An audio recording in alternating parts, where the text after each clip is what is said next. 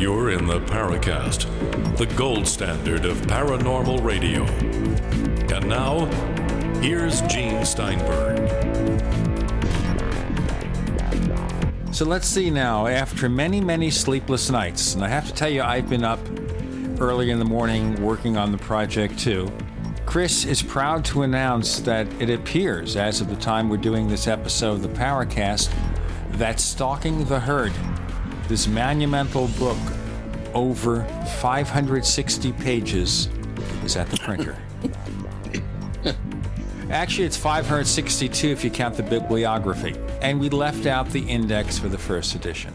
Yes, we're just not going to be able to get it done in time. One of our wonderful Paracast listeners, Ricky Poole, has stepped forward to help get an index done. And what I've elected to do in this first edition is go ahead and once the index is completed, go ahead and stick it up on stalkingtheherd.com/index. I will have the index up online for researchers and others. And then I assume again, you can never really take anything for granted, but I'm going to assume that we're going to go into a second printing fairly fast.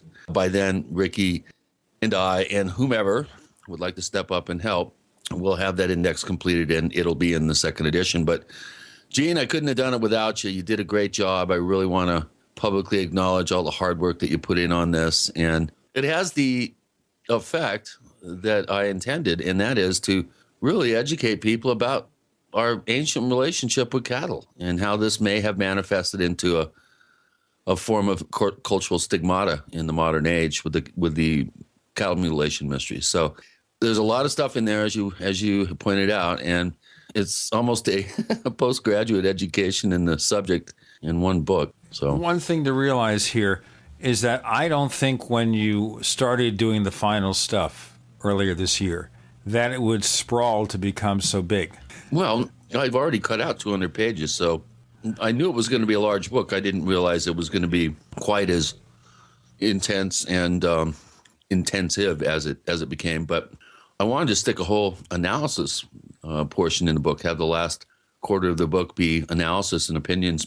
And there just wasn't enough room. So we're immediately going to turn around and do a third book in the stalking series, Stalking the Stalkers, Mute Speak, and put all those many standalone interviews, position papers, and just various expert opinions that have been gathering dust over the years that I've been collecting and put them all together in one place with a complete analysis of the first book. I'll tell you, this is an incredible amount of research. I mean, you have to look at what he has in this book, and I've gone through every page, looked through every glitch in the typography, fixed glitches in the text. And the book this size, by the way, you have to understand, there's no such thing as perfection. But this book is about as perfect as you're going to get. And future editions will just fix any final glitches we find. We'll have the table of contents will be up at the stalkingtheherd.com website. By the way, the site exists now. It just points to Chris's regular site, OurStrangePlanet.com. But once it's available, we'll have the index set up in a way that it will be something that you could open on a Mac, a PC, an Android, an iOS device, something you could open on just about anything. So you don't have to have a special application. So it should be pretty good. I'm sure glad it's done. I get my life back. It's been 16 months. I've been really working hard on this. The last 6 months have just been ridiculous. So you're getting deep into a project when you start dreaming about it. So I don't want to think about this. Think about dreaming. Ladies and gentlemen, you've got to visualize this. Remember, radio is the theater of the mind. So close your eyes and now think about this. And it's not going to be like the guy in Network who said, go to the window and say, I'm mad as hell and forget about that. No, just close your eyes and imagine every night dreaming about mutilated cattle. Or worse than that, that's one thing. It's just as bad. I mean, it shows you're not a well person. But the other thing is imagine dreaming about how they prepare meat to bring to your table, or you go out to a fast food restaurant, and imagine that process, because he talks about some of that. After this, you're not going to want to eat anything but plants. And I have to worry about plants because what? Carrots make noises when you cut them up? I was told this as a kid. It's true, right? Yeah. Oh, yeah. Plants have some rudimentary form of awareness or consciousness, according to some pretty recent studies, that plants may somehow have kind of a sense of awareness. But I didn't dream about mutilated cows, Gene. I dreamt about sitting in this dang chair, working at this computer and getting into, situations where I'm trying to correct mistakes and they won't correct.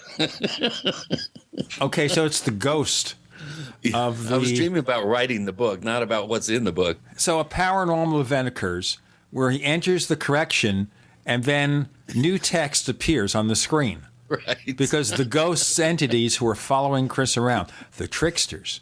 Yeah. People are writing this down now. Oh, we have a few sites out there that watch what we do, take a few words out of context, and imagine all sorts of crazy scenarios. So just think about this now. I'm describing this paranormal effect. Chris is typing or fixing some words. He's using an application called Microsoft Word. And I hoped he would use Apple's Pages, but maybe in the next book. All right, Microsoft Word. And he's entering text. And it's a big sprawling program with all sorts of nooks and crannies. And suddenly it spits out other text. It's not like a Ouija board. By the way, has there ever been a psychic phenomenon where that happens? We talk about automatic writing, and we think of people writing things down under the control of some entity. But we always think of this in terms of the 19th century. We don't have a typewriter, maybe we do. We definitely don't have personal computers or tablets or smartphones.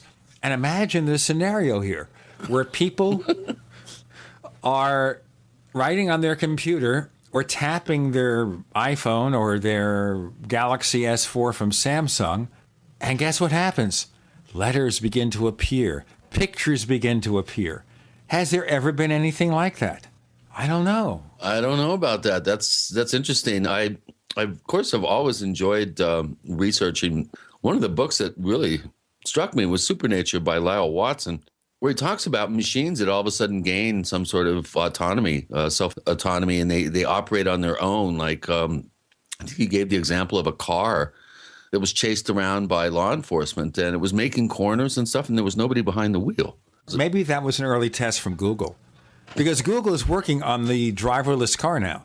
So is Audi and a few of the other car makers, BMW. But you realize in 10 years, maybe less, you'll be able to buy a brand new car. Get in, say, take me to Skinwalker Ranch or Bigelow Ranch, as they call it now. And it will say, I'm sorry, Chris, but I cannot do that because Bob Bigelow has prohibited the programming in my car. You ready for that? We've got an interesting discussion. In fact, we've got a lot of interesting discussions coming up on the Paracast. And we'll hear about our guests in a moment. But coming up in the future, we have the famous paranormal blogger Red Pill Junkie, followed by Dr. Bruce Maccabee, who will bring us up to date on the Gulf Breeze case. But today we've got one of the best storytellers we've ever had on the show, back for a return visit. Chris? Yes, J.C. Johnson, Mr. Crypto Four Corners himself. Don't quite know what to make of a lot of JC's escapades and experiences out there. I think he's experienced more than entire cities of people when it comes to chasing things that go bump in the night. He was involved in a very interesting event, which he will talk about with Navajo elder Leonard Dan, Ron McGare, David Weatherly, and others up in the Lucachucas, I believe, mountains south of Farmington.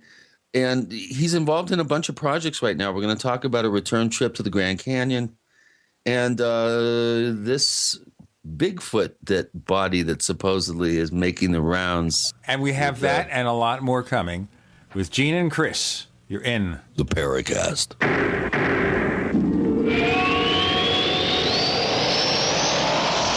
Neighbors, are you tired of dealing with a slow web hosting provider? Well, check out A2 Hosting and their screaming fast Swift server platform. They even have SSDs that load pages 300% faster than the competition. Ready to give your site a speed boost? Well, tell you what, neighbors, head on over to a2hosting.com. That's A2, that's the number 2, a2hosting.com. Check out their Prime hosting account. And get this, neighbors, they're even giving you an exclusive 25% off discount for all our listeners. 25%. And remember, their Guru Crew support team is standing by 24/7, 365 days a year to answer any of your questions. Now, to get the discount, use the coupon code GENE when you check out.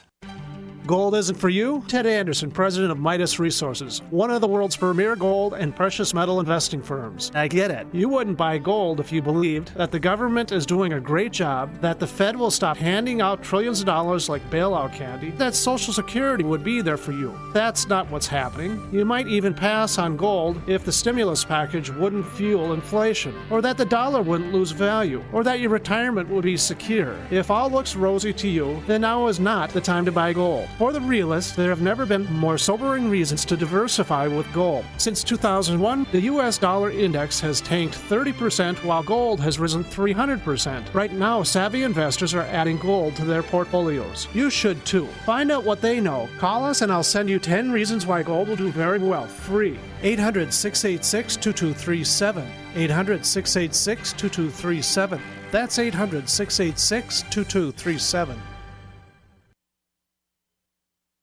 Hi, this is Steve Sanchez, and based on a recent study, it was found that 57 million Americans had legal issues over the last 12 months, but only 60% of those studied sought out the services of a lawyer. Why? In a nutshell, affordability. Well, my friends at Legal Shield have created a solution that can help you not if, but when you need an attorney. For as little as $17 per month, Legal Shield will provide you unlimited access to qualified attorneys at an accomplished law firm for advice and counsel on legal issues, no matter how serious or trivial.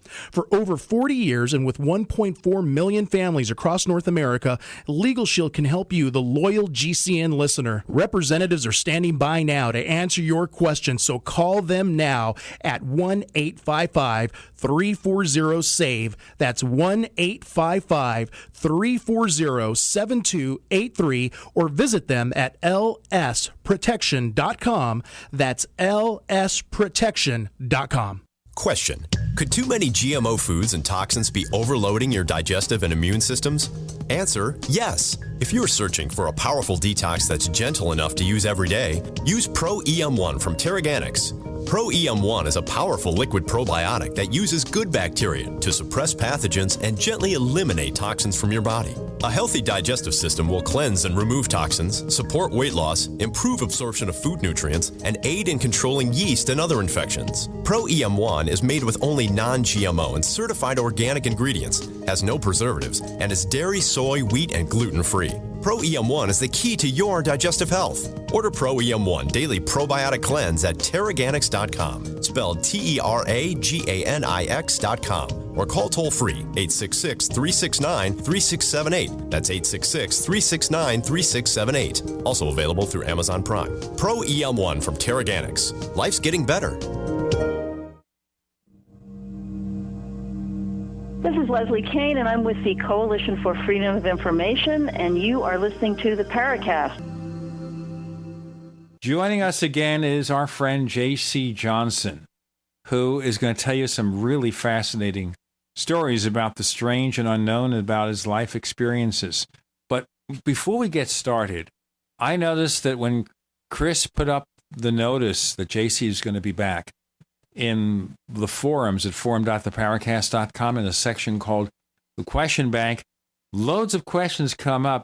And I was mentioning to JC before we got back on the air, JC, there's got to be a fan club for you out there. What do you think?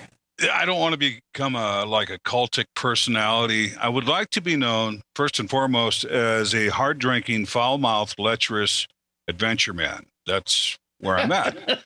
And if you want to call me out on that, I'll prove it's true. But not on family radio, my friend. Oh, no. I mean, honestly, who's going to argue with something like that? Yeah. you know what? You really don't drink that much. So, you can't be a hard drinker, or you're not that lecherous. So you can't be that. But, once again, that's what I advertise. So if you accuse me of being any of the above, it's a true story. JC, obviously, Chris and I have been embroiled in this endless book project of his called Stalking the Herd. So we haven't followed up, I guess, on a lot of things that are going on. So you being the Four Corners man, what interesting, fascinating developments should we start looking into? Ooh, where would we start? We had a really interesting summer. One of the first expeditions we did was to Valles Caldera over in New Mexico.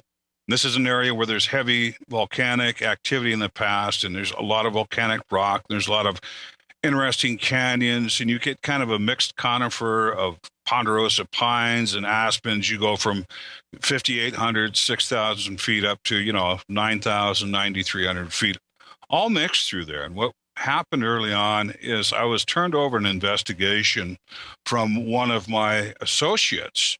I believe he'd started on this probably 5 or 6 years ago, if I'm correct. But the bottom line is we've got a family out there, and they've been ranching for about 20 years. They've got a place up on the Chusca Mountains, and they have the ranch they have there out in the Caldera. And the elderly woman, who is the head of the family, has had her fair share of sightings of the furry people over the years.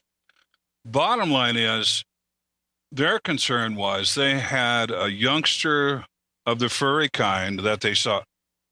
At any rate, this family, the two young ladies that lived there when they were younger, probably about 5 years ago, they saw this youngster. He was about 4.5, 5 feet tall, furry guy. And they've seen him subsequently over the years, and it's 5 years later, and he's about 8.5 feet tall. And one of the first things I look for when I go on to a sighting location, number one, my concern is, are we dealing with a rogue male? Number two, does an individual have an attachment to a family member? And number three, most of all, show me the calories. And by looking at the available calories, I could have a pretty good idea if we've got somebody just passing through or someone who's taken up residence in the area. Why don't you define this looking at the calories? Show me the calories. If I weigh, say, about 1,000 pounds and my muscle mass is probably 90% of my body weight, I need a lot of Happy Meals to keep me going. So I would think you would need at least 6,000 calories a day to support that kind of frame. So that's a lot of calories. So that's really what I look at in an area. And that also helps you determine if you've got someone who's taken up residence or if you have someone who's just passing through. Okay. So if we got a huge deer population in the area, tons of berries, let's say there's an old abandoned apple orchard or something of that nature. I mean, just to kind of correlate, I'm looking for caloric sources in the area to support a large individual, in addition to perhaps even a clan or a small family unit, looking at all of the possibilities.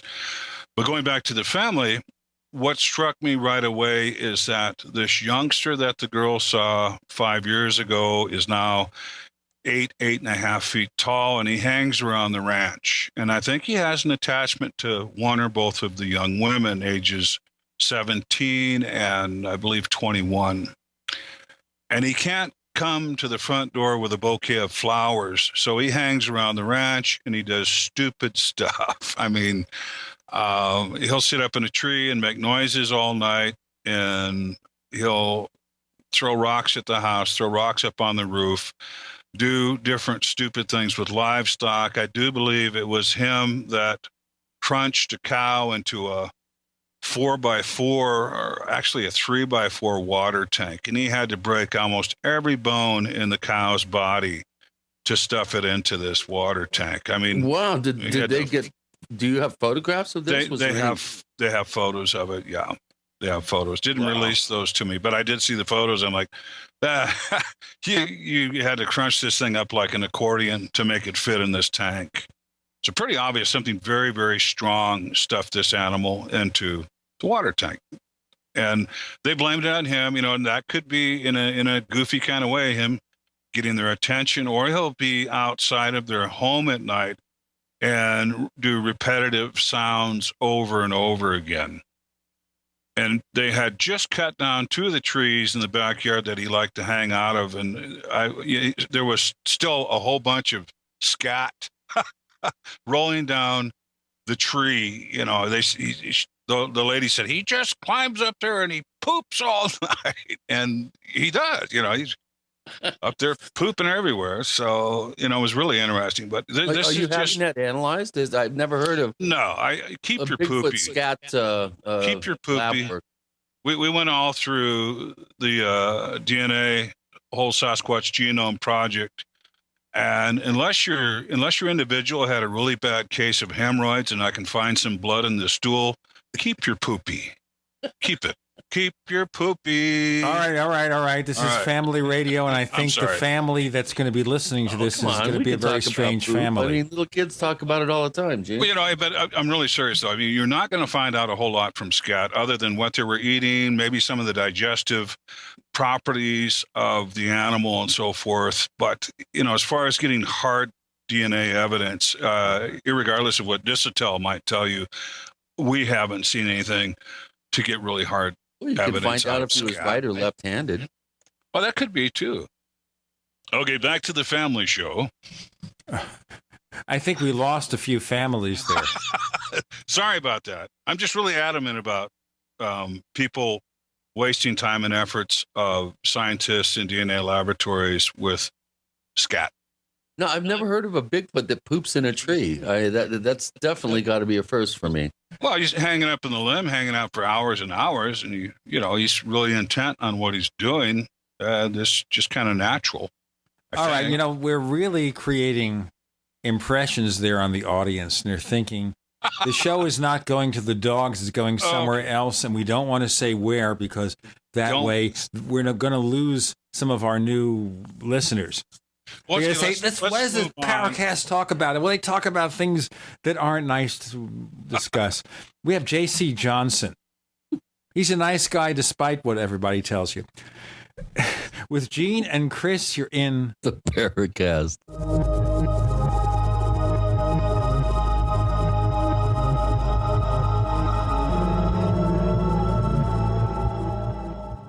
The nation's largest independently owned and operated talk radio network. The Genesis Communications Network. GCN.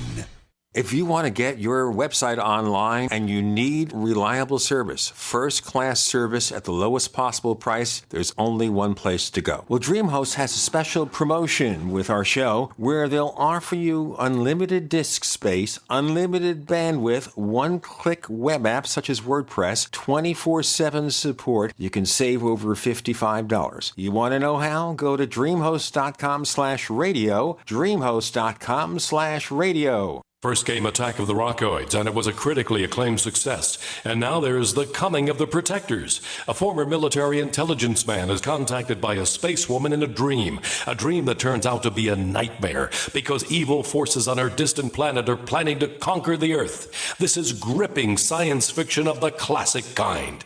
Attack of the Rockoids and The Coming of the Protectors. Find out more at rockoids.com. That's Rockoids, ROCKOIDS.com. To thank you for being a loyal listener, we have a limited time freebie offer for you. Claim your free heirloom tomato seeds, just pay shipping, right now at 123freeseeds.com. These aren't ordinary seeds. These are heirloom, non-genetically modified super seeds that are open pollinated and can be grown, harvested, and replanted endlessly. These survival seeds are actually more valuable than gold in a crisis. Go to 123freeseeds.com and you can get an airtight storage packet of 150 super seeds free while supplies last to say thank you for being a loyal listener. First come, first served. Just cover shipping. Go to 123freeseeds.com now to see if your free heirloom seeds are still available. That's 123freeseeds.com. If you owe the IRS back taxes, listen carefully. Sweeping changes to IRS policies will help more people than ever eliminate their tax debts once and for all. And now I can help you reduce or eliminate your tax debts and end your tax nightmare. Hi, I'm Dan Pilla. I've helped thousands of people reduce and eliminate tax debts they couldn't pay. And after more than 30 years of experience dealing with the IRS, I can tell you there's no such thing as a hopeless tax case. And with the IRS's new policies, it's easier than ever to put your tax debt behind you once and for all. Call now at 800-346-6829 to learn how I can help you. You know your IRS debt will not go away by itself, but you don't have to live in fear anymore. Call 800-346-6829. Learn how I can help you eliminate wage and bank levies, release tax liens, and negotiate a settlement with the IRS that will put your tax nightmare behind you forever. Call 800-34-NO-TAX or go to taxhelponline.com. That's taxhelponline.com. These days, so many suffer from heartburn, stomach ulcers, and acid reflux, and most never realize it is the high acidity within the body that causes their discomfort. While selective diet choices can help, AlkaVision Plasma pH drops can really make a change. A few drops added to water can optimize your body's pH level, ridding you of harmful waste and acid, promoting health and restoring vibrance and energy. Healthy pH levels make all the difference. High acidity can also cause depression, insomnia, and irritability. AlkaVision Plasma pH drops bring you vital balance that can be truly life-changing. Alkalizing boosts immune response, reduces headaches and cramping, and even helps prevent bone loss. This is simple science that helps your body do what's natural. Order your AlkaVision pH drops for just $29.95 at alkavision.com, ALKAvision.com, or call 800-518-7615. Alkalize your body. Supercharge your health at alkavision.com. We'd like to hear from you. If you have a comment or question about the Paracast, send it to news@theparacast.com. That's news@theparacast.com. And don't forget to visit our famous Paracast community forums at forum.theparacast.com. Okay, let's get off that kick. Okay, J.C. Johnson, and let's continue with this case. Okay, so they've got this humongous creature. You're saying 1,000 pounds. No. I'm talking about the juvenile that's hanging around, and he's only about 8 feet tall. He's only about 8 feet tall. He's pretty goofy, gangly looking. He's got goofy long arms. I mean, he hasn't really grown into his frame yet. He's like an awkward teenager. So we have an awkward, teenaged Bigfoot? With a crush on two of the young ladies who live out on the ranch. I think he needs a diaper, really, but I'm just saying. Well, I mean, that's, basically that's the first and foremost part of the direction. Are we recording now, or are we? No, we're actually recording this. All right, so you've got this gangly Bigfoot. Yeah. Okay, and he's got a thing for these two young ladies of a human nature. Basically, if you look at it, he probably grew up kind of alongside of them. Him having been around for the last 5 years, he probably, if he doesn't have some kind of romantic attraction with young women, he might have kind of a family feeling for them, whatever it is. At either rate, I'm concerned about activities like this, because this family out there is not a weapon on that whole ranch. And I made that really clear. I'm like, you've got cougars and bears and everything else out here, and you don't have any way of defending yourselves. I always struck me weird, and it even does, months later. And I would worry that the awkward teenager would act out on something. I really do, because the younger woman was telling me a story, the 17-year-old. She says, and I'm not getting into the weird stuff, but actually I am. She says, we were out cutting wood, and I had this funny notion that I was supposed to walk out into this field. And so I did. And then I had this funny notion that I was supposed to go down this trail, and I did. She goes, then I had this funny notion I was supposed to go sit on this stump and wait. And she went and sat on the stump, and then she came back to her senses and like, what the hell am I doing here? And she got up and skedaddled out of there. But something, and I'm not saying what, something was putting the suggestions in her mind, and she acted out on them. There was something close by. She was also telling me some of the sounds that he was making outside the window, ha-hoo-ha, ha-hoo-ha, ha-hoo-ha, for hours and hours. And eventually, she said, you couldn't block it out anymore, and it got inside your head. And it was something that was really difficult for her to deal with. She says, when you're laying in your bed and you finally let that vocalization really get inside your head, she said it was almost like I was floating. It's almost like I was above my bed floating. So once again, some weird stuff that we can't explain, but more weird stuff.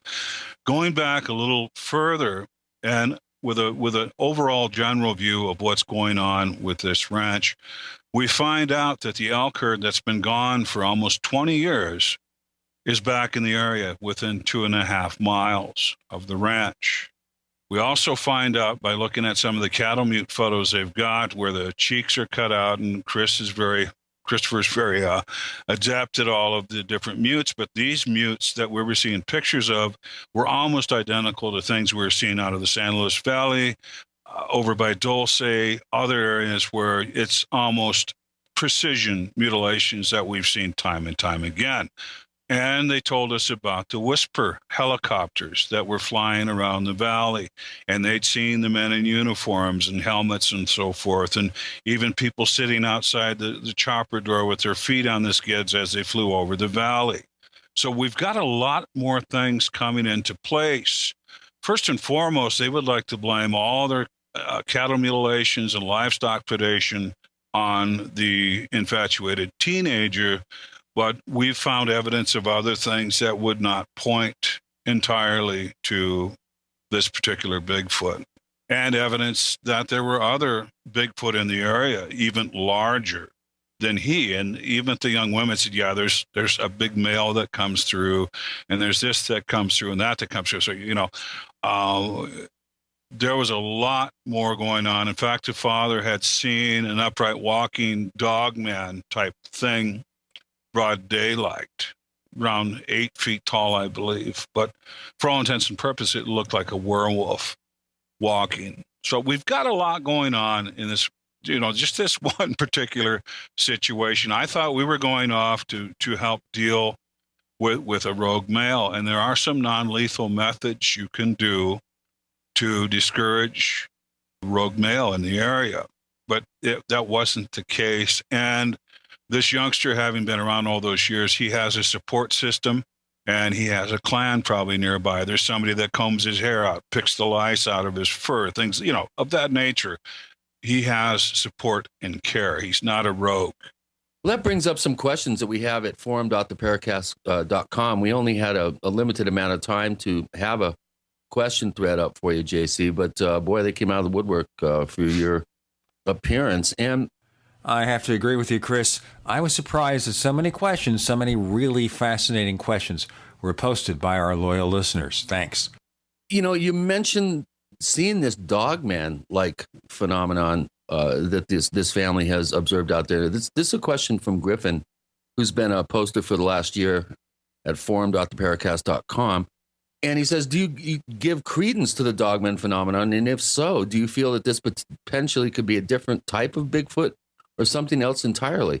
Let's talk to you and get your feelings about what do you think these dogman type creatures are? This is something we've gone really in depth of and to. I've talked with Linda Godfrey and things of that nature. But number one, what we have out here, when you look at an upright walking canine, you've got at least 9 or 10 different scenarios that could tie in with what that is. First and foremost, 90% of the Skinwalker investigations I've been on and the people I've interviewed and so forth had an upright walking wolfen entity either trying to enter their home, their hogan, and or chasing them and or terrorize them, things of that nature. It's an upright walking wolfen. On another pretense, we've seen the prints of something that we're told is a weir, as in a werewolf. And once again, the Skinwalker would be a shapeshifter also. You could have been sitting next to this guy at Sunday school Sunday morning, and at 9 o'clock at night Sunday evening, he transforms into the animal of his choice or the animal of his study. That's what he becomes. Now, this is funny here, JC. We seem to have a growing fascination with shape shifting.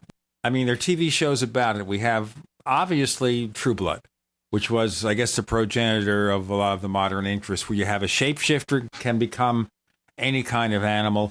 You have werewolves. You've got a new TV show called Bitten, Canadian-based show that is now being shown on Sci-Fi Channel. It's about a family or a clan or a pack of werewolves who, I guess, are fighting the bad werewolves. The good werewolves do not kill people. The bad werewolves do kill people. You've got, of course, Being Human, the American and British version about the vampire, the ghost, and the werewolf. We've got a show called Teen Wolf. I mean, we're being inundated with werewolves. So I'm going to ask you, and you can answer our next segment, JC, why the fascination, and we're about the possible reality. Listeners, a lot of you have asked why we don't announce some of our forthcoming guests farther in advance so you can set your schedules. Well, part of it is that we tend to book guests right at the last minute to stay up to date. But we do have a few announcements to make. On next week's episode, and of course schedules can change, we're going to feature noted paranormal blogger Red Pill Junkie. Red Pill Junkie, that's the name he wants to be known by. And then we'll hear from Dr. Bruce Maccabee, who, of course, is a real scientist, and he'll talk about his investigations into the very controversial case of UFOs in Gulf Breeze in Florida. So all this is coming up. Stay tuned, neighbors. You're on with Gene and Chris. You're in the Paracast.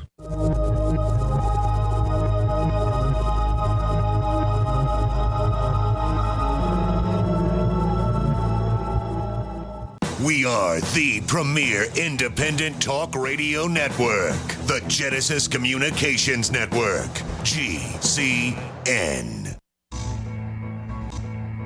Is there a secret UFO agenda? Do strange creatures from the darkest corners of the mind roam the earth? Is there evidence for mind control, time travel, or devious government conspiracies? Find out the inside scoop on the latest conspiracies, paranormal activity, and Freudian phenomena when you subscribe to Tim Beckley's Conspiracy Journal. It's jam-packed with stories, special book and DVD promotions, and the best news, it's absolutely free, sent right to your mailbox. Plus, a bonus free email newsletter sent out every Friday. Simply send an email with your name and address to MrUFO@webtv.net. That's Mr. UFO at webtv.net. Find out what they don't want you to know. Yesterday, I got a notice from the IRS. They say I owe them over $16,000. I don't have that kind of money, but the notice said if I don't pay it in 30 days, they're going to go into my bank account and take my money, put a lien on my house, and garnish my wages. Can they really do that? If you owe back taxes, unless you get help, the IRS can do all that and more. Don't try to fight the IRS on your own. Use Coast One Financial Group and let them help you get a fresh start. Their Fresh Start program that will stop collection efforts, remove any liens the IRS or state have in place, and help you reduce your back taxes by as much as 80%. You get a fresh start if you owe at least $10,000 in back taxes. They're so sure they can help you that they'll give you a 20% discount just for calling right now. Dial 877-328-6404. That's 877-328-6404. Again, 877-328-6404. Now you can get the same survival food U.S. Special Forces use on their toughest field missions. High protein, high energy, freeze-dried foods known as long-range patrol rations or LRPs. Soldiers love LRP rations. They're lightweight and easy to carry. Easy to prepare by just adding water. Easy to enjoy because they taste great. Civilians love LRPs as a solution for emergency preparedness and recreational activities with limited storage space, such as hiking, climbing, sailing, or RV travel. Veteran-owned Freeze Dry Guy is your exclusive source for this 2013 U.S. military overrun. Long on nutrition, these delicious entrees have a long shelf life, lasting decades. But this rare opportunity, this limited supply, will not last long. You have to act now. Call 866-404-3663, 866-404-FOOD, or log on now to freezedryguy.com, freezedryguy.com.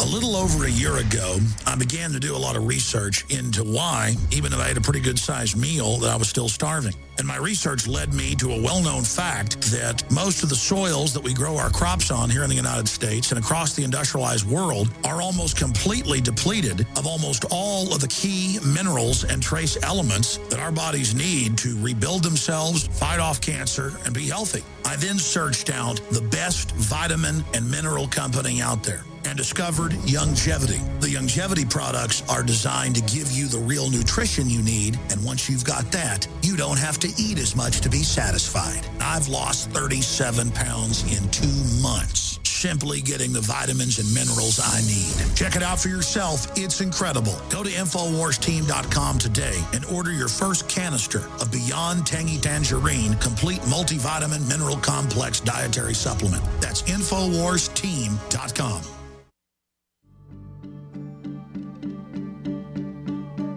Hi, this is nuclear physicist lecturer Stanton Friedman. You are listening to the Paracast, the gold standard of paranormal radio.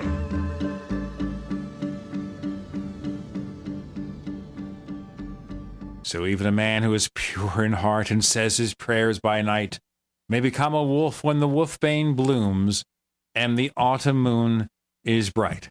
From one of the Wolfman films of the 1940s. JC, why are we so fascinated with shapeshifters, werewolves, and let's hear more about the possible reality. Well, once again, going back to the Navajo Skinwalker, the Navajo Skinwalker can take on the form of an animal. They can become a deer, an elk, a wolf, a coyote. They become something other than what they started out as. And when we look into this, and the deeper we dig into this, first and foremost, if you want to become a part of this, if you want to join this cult, if you will, or whatever this evil is, you have to bring in a sacrifice, someone near and dear to you, your mother, your brother, your sister, a sibling of that nature, or even a child. Well, you know what? There were times when my late brother, and he was 11 and a half years older, I thought I'd like to take him to a pack or turn him in somewhere. True. I really did. True. Well, you know what? They would gladly accept him as a sacrifice. Unfortunately, he's gone. Oh. So it's too late. It's too late for that. But, you know, if he was still here, I'd think about it seriously. Well, if you can't kill your brother, they'll kill him for you. And then what they'll do is dine on some of the softer tissues of the body. And if they find the body appealing, some of the elder members might practice some necrophilia on the sacrifice that you've brought in. From there, they will make Well, my brother was potions. definitely not appealing. Okay, well, then they wouldn't have had any necrophilia with him, but they would have probably made potions and powders out of different parts of his body. And for cursing and witchery, they would have done so. And they have some interesting things. And this is really old alchemy at work here, but they've got some neurotoxins that I think the Department of Defense would love to get their hands on and synthesize, because they have been at it for a very, very long time. And you'll see a lot of Navajo people have a bag of medicine around their neck called bitter medicines. And all the bitter medicines is a bunch of ephedrine and some other high stimulants that are naturally occurring to get their blood pumping again, because the mumming powder and the death powder and so forth that they blow in your face or shoot at you with a dart or whatever knocks you flat. It's a real heavy neurotoxin, and it's meant to kill you. Some of it is meant to just immobilize you. And imagine being there immobilized while this guy's pulling your guts out and doing horrible things to you, and you can't do anything in resistance. So it's just a terrible thing. You know what? This show's getting crazier. We start with the poop discussion, and now we're getting into people tearing your guts out. But I have a kind of a basic fundamental question here, and that is, these creatures, people who can change their shape, are they born that way? Does someone bite them or scratch them and turn them?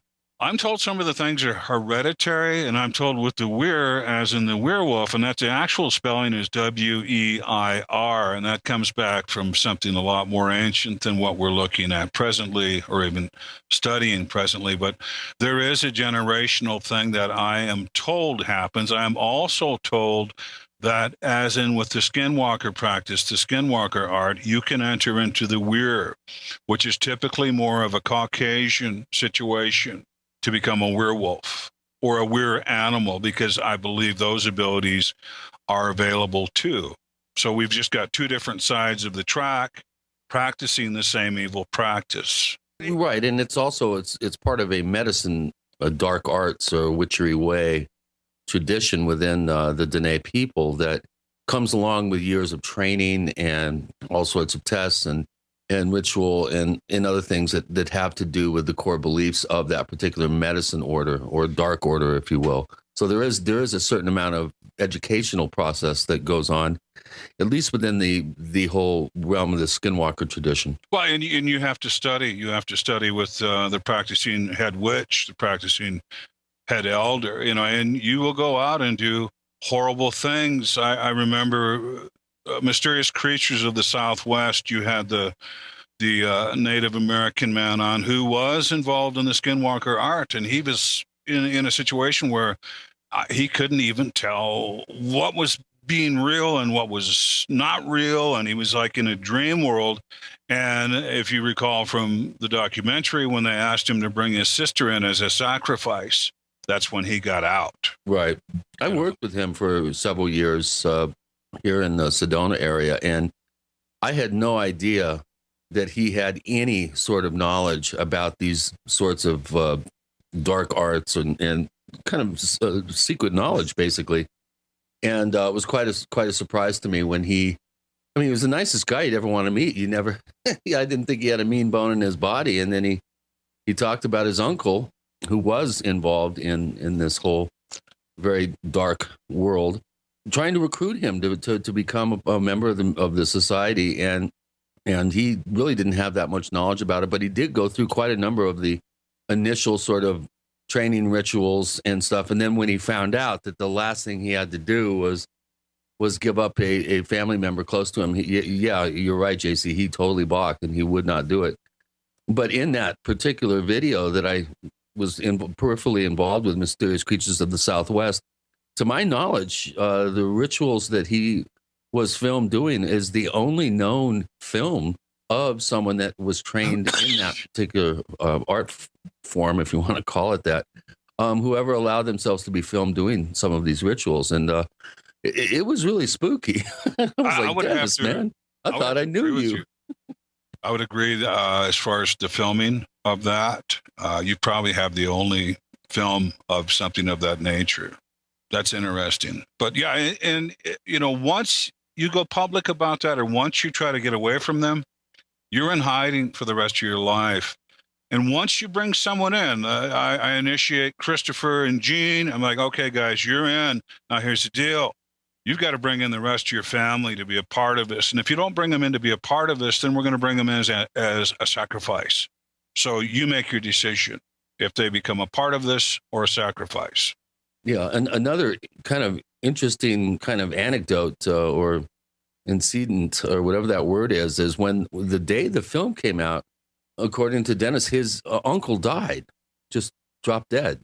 It's almost as if by revealing the secrets of this particular order, then the person who was responsible for him keeping quiet keeled over, basically. If memory serves me correct, I think it was the same day or within a day or two of the actual release of that particular video. I don't know if you were aware of that. Yeah, I believe you told me that. Found that kind of... I think Ron James is putting that video back out in 3D. That's the last I heard. So that should be interesting to see that in 3D. Or he's working on another video in 3D. I might have been mistaken, but really interesting too. Also working with law enforcement, often as I do with the Navajo Nation, is I'd went out on an officer-involved sighting of a Sasquatch. And the officer was out jogging early evening, and this thing was sitting on the guardrail and stood up and scared the holy hell out of him. But Yeah, one of the officers that was out there, and then there was another gentleman who was a police officer who had gotten away from law enforcement. He's working in the private sector, but he was telling me about, he saw this dog, he knew who this dog was, and he captured the dog, and he put the dog in the back of his squad car and locked the doors and everything, and the dog turned back into the person. And he watched this. He watched the transformation. And he took the guy to jail. And the guy says, now that you know who I am, I'm going to die in like a month. And sure enough, the guy had done some heinous crime to one of the family members, some type of domestic violence or something. And during his incarceration, he was let out a few weeks later, and he died pretty much a month later after the initial arrest. Well, it's really interesting to talk with this former police officer, watching the transformation from the dog back to a person. Very interesting. So there is an actual physical transformation, or at least something working on a different vibration, something we can't quite explain. Another one of the videos we put out this summer was cave bear, cryptid canines, and more. And we've got our good friend David Weatherly talking about driving down Route 666 back when the Devil's Highway was properly named. And this canine ran alongside of his vehicle at speeds up to 50 miles per hour, and even crossed in front of him going down 666. You're trying to figure out how physically something like this is possible, but it might just be they're on a different vibration than we are. It's so hard to explain. And I've got many reports of the old Navajo man running alongside the vehicle at speeds up to 90 miles an hour. Yeah. If you catch him, you give him a speeding ticket. J.C. Johnson joining Gene and Chris. You're in the Paracast.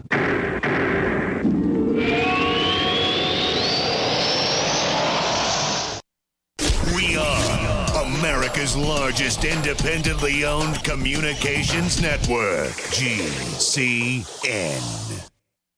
Hi, this is Ted Anderson. If you'd like to listen to GCN programs on the go, I have great news. GCN has created a Droid and iPhone application, and it's free. Just as easy as going to GCNlive.com, click on the banner, and download. Before you know it, you'll be listening to your favorite hard-hitting GCN shows, live or on demand, right on your Droid or iPhone, 24/7 and on the go. So download the Droid and iPhone app free by clicking on the banner at GCNlive.com. Thanks again for listening to GCNlive.com. Again, that's GCNlive.com. Hi, this is Ted Anderson. Have you ever wondered why banks, stockbrokers, investment advisors won't talk about gold IRAs? They've been available since 1986, yet the financial industry won't recognize the value of gold for your retirement. Gold has outperformed paper investments, yet no word about IRAs. If you would like to have gold for your retirement, call 800-686-2237. Don't get left behind by rising inflation and low returns. Call 800-686-2237. Secure your future and call 1-800-686-2237.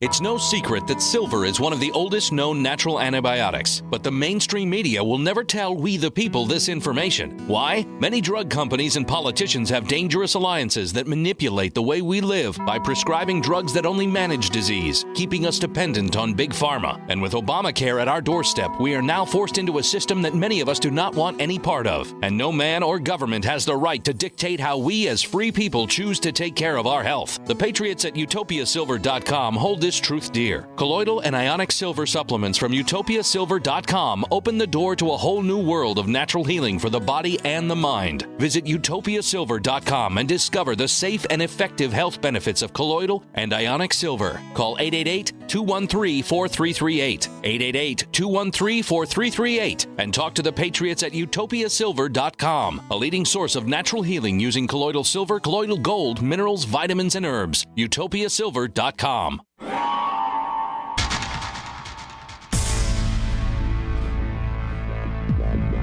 Welcome back to the Paracast, the gold standard of paranormal radio.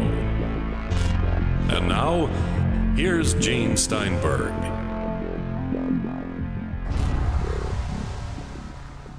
So we think here, the running man, he's going at 90 miles an hour. Just consider the scenario. The theater of the mind again. And, you're really going gangbusters in the desert. You're on the 4-lane interstate and you've got the radar detector going. Imagine this now, because you don't want somebody to chase after you. I guess if we had a radar detector advertiser, this would be the time to sign them up. And you've got this guy racing after you at 90 miles an hour, but he doesn't have the detector. So you escape it, but he doesn't. And you try to tell the cop, hey, I was trying to get away from this old man running alongside my vehicle at 90 miles an hour. And sure, the officer's going to believe that. He'll break out the breathalyzer. And he'll go right after you. Oh, yeah, listen here. Okay, so you got the running man, and he's going 90 miles an hour. Tell me another one. And now I'm going to handcuff you for your own safety. And then I'm taking you into a psych ward. For your own safety, of course. Well, you mentioned, JC, vibration, which brings up an interesting question again from Griffin. And he wants to know, in your opinion, do you think it is likely that cryptids like Bigfoot or potentially dogmen are nothing more than unknown earthly creatures, or do you lean towards a more spiritual, dimensional, or alien theory, or a combination of the above? If one of the latter, do you also feel that other paranormal phenomena could be associated with Bigfoot in some way? And he gives the example UFOs, unexplained lights, missing time, shadow people, etc. So where do you come down on this? I would imagine it kind of varies from phenomenal creature to phenomenal creature, but why don't you give us kind of a thumbnail sketch of your thinking? Well, really, I wish I could put this all in a box, but I can't. We can, in each case, identify, hopefully, what was the perpetrator and go from there. So, a lot of things were actually, a skinwalker, yet we've come across situations where it was a weir, as in a werewolf, and we found the tracks, we found the evidence in the area. And a real weir track is quite unlike the canine tracks we find in the upright walking canine situations with skinwalkers. So we have a differential there. So with those two cases, you've got a skinwalker, shapeshifter, and a weir, which is a werewolf, two different situations. I've also got reports from people and gone out and interviewed them where they've come across something in a wolfen variety, bipedal, not by nature, but, they could stand up on their hind legs and walk a short distance as a bear would, but that wasn't their primary mode of getting around. Typically, they'd be a quadruped, but these wolves were excess of 8.5 feet tall that these people saw. Broad daylight. They stood up on two, and they had hands with long fingernails, fairly human-looking hands. But when they went down to take off, they got down on all fours. So this might be something a little more natural. I still hold out that we have a cryptid species that we've come to know essentially as dogman. And with that, varied sightings, hundreds of different variations on the sightings. We can't get a common denominator with the upright walking canines. We can't. So with that in mind, you've probably got 20 possibilities with any upright walking canine, what the origin is and what they're doing. Interesting. I found in my research going over some of the early 70s reports in the Midwest, trying to find where the actual cattle mutilation phenomenon began, where various theories to explain what was going on began. Oftentimes, and this was in 4 or 5 regions in Missouri, Texas, on the other side of the Mississippi, in Illinois, that prior to an outbreak of cattle rustling or mutilations, there would be a hairy humanoid sighting. And in one case, it was called the Lawton Wild Man. It was Lawton, Oklahoma, if I remember correctly. This guy was jumping, incredible leaping ability, like Spring-Heel Jack or something back in the 1800s in England, where he'd be able to leap off balconies, 2 stories up and dash around. And one of the interesting descriptions was that he had on a pair of dark pants that were like 2 or 3 sizes too small and a plaid shirt. And this made the papers, and there were quite a number of reports of him. And I find it very interesting that then you should have an outbreak of other types of unusual activity. It's almost like these wild men or dog men presage waves of activity that then unfold in the area in which they're originally seen. Have you found a correlation like that in the Four Corners area?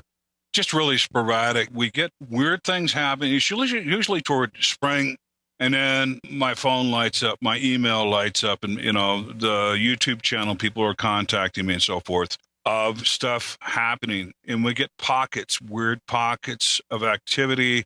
And then they tend to, after a period of time, just a few weeks, quiet down. Even with the furry people, we get pockets and activity areas that kind of shift and move, but they're pretty much here all summer up until the harvest of the high desert with the agricultural products that they have. So but yeah, the weird stuff. I had more centaur reports this spring than I had Bigfoot sightings. And this is one that I'm really having a hard time wrapping my head around is these humanoid horses. This is bizarre. Why don't you give us an update? You've mentioned this a couple of times in your past visits here to the Paracast, but why don't you give us an update on the priest and other sightings? Well, it's unfortunate. My reliable witness who was going to get me out onto the area where the centaur was terrorizing this Catholic mission, an old Spanish mission up near the Apache reservation, was terrorizing the priests and the nuns and was seen running around in the graveyard and everything else. Subsequent, in the meantime, this same person, my witness, was out by the sheep corral with his grandparents, and this guy, all painted up in white, glides across the snow heading toward their sheep corral. And the grandparents were very upset and saying, Yana Klushi, and, shapeshifter. It's one of the witches. And this guy did not even make contact with the ground. And my witness went in the house and he got his Ruger 1022 and he just started sailing rounds after it, shooting at it. And it turned around and headed away, and he heard it say an expletive. And the dogs chased it once it turned around. And he probably shot 25 times, and he went out. The individual didn't leave any tracks in the snow whatsoever, and there was no blood. So I was concerned about him from that point on. And, I had a long conversation with him and so forth. And he was really afraid that the cult was going to come back and wreak havoc on his grandparents. And he'd made preparations for that evening and having watches and so forth. He was very, very worried, as were the grandparents, because they knew the gang, the cult, the mafia, the Skinwalker mafia was going to come back and exact some kind of revenge on them. Well, nothing really came of it until a few months ago. I got a strange text message from him during the night. And when I subsequently talked to him, he said he'd had contact with the guy he'd shot and he was fine. There was nothing wrong with him. And he wanted to further talk to him. I said, don't talk to him. Don't have anything to do with him. Well, a few months ago, I got the sad news that in between classes, he was riding his bicycle and gallop at the college, and he was killed by a motor vehicle. And that's all been very strange, too. And I haven't been able to garner or gather very much information about his demise. Wow. Ouch. Yeah. So he was my lead dude on the centaur thing. And this other thing happened. And then we've got other people around Farmington who've just seen them cross the road, stop the vehicles. And this half man, half horse is crossing the road. And clippity clop. I mean, it wasn't a hologram or a holographic or, it wasn't a real mist. And then we've got other reports where you can almost see through the centaur. Chief Dan was out investigating something of that nature a few months ago, that it was almost semi-transparent, the centaur. But the other reports I've got very physical. You can hear the hooves hitting the pavement and so forth. And it's, for all intents and purposes, three-dimensional, real, in the flesh, if you will. I'll tell you, it's the magical Southwest has a lot more going on than the average tourist in the area would think. Okay, we have so much more to cover. With J.C. Johnson, Gene, and Chris, you're in the Paracast.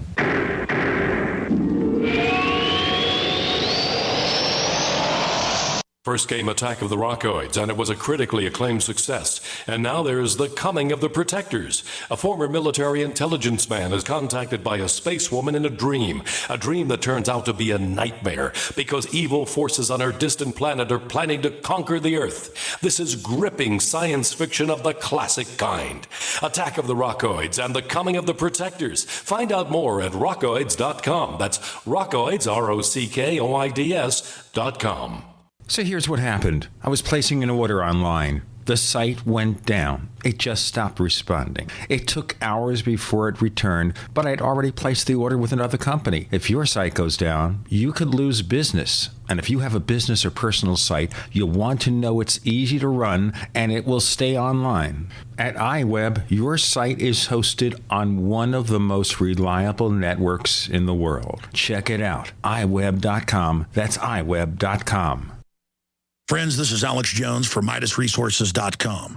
For more than 15 years, I have exclusively used Midas Resources for all my precious metal needs. Whether it's bullion or collectibles you're looking for, Midas Resources is simply the best. I own my gold as a hedge against inflation. This Federal Reserve fiat currency could go the way of the Deutschmark and the Weimar Republic anytime. In these historically dangerous times, it makes sense to physically hold gold and silver. Midas already has some of the best deals in the industry. But if you give them a call and mention the radio special, they will give you a list of the day's super specials. Midas brokers are standing by to answer all your questions at 800-686-2237.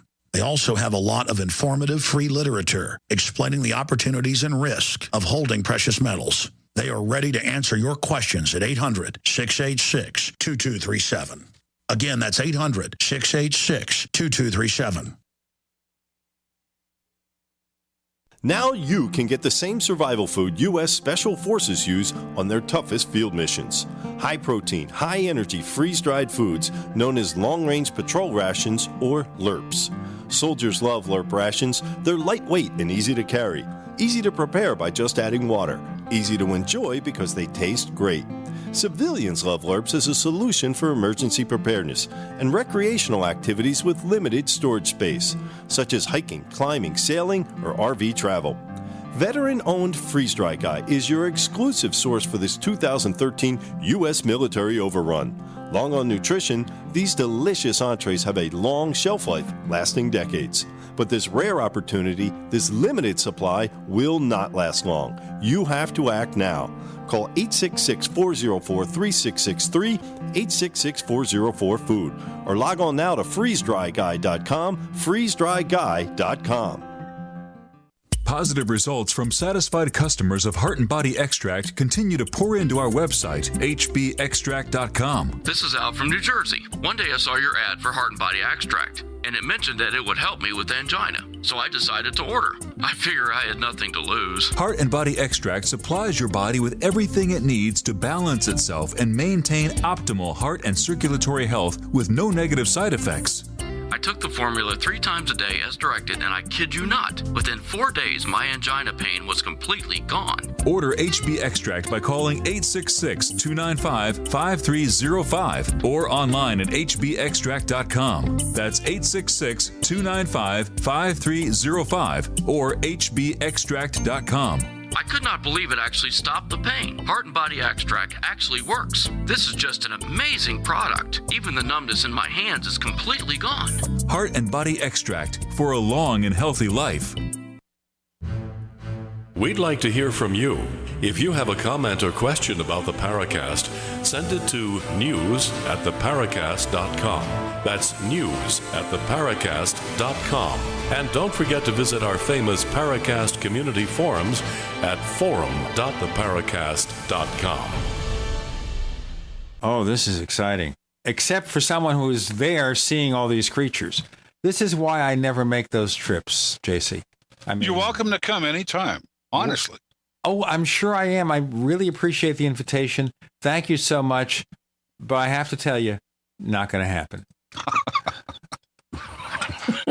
It is probably most of the times out there's 97% boredom, and then sometimes 3% sheer pure terror.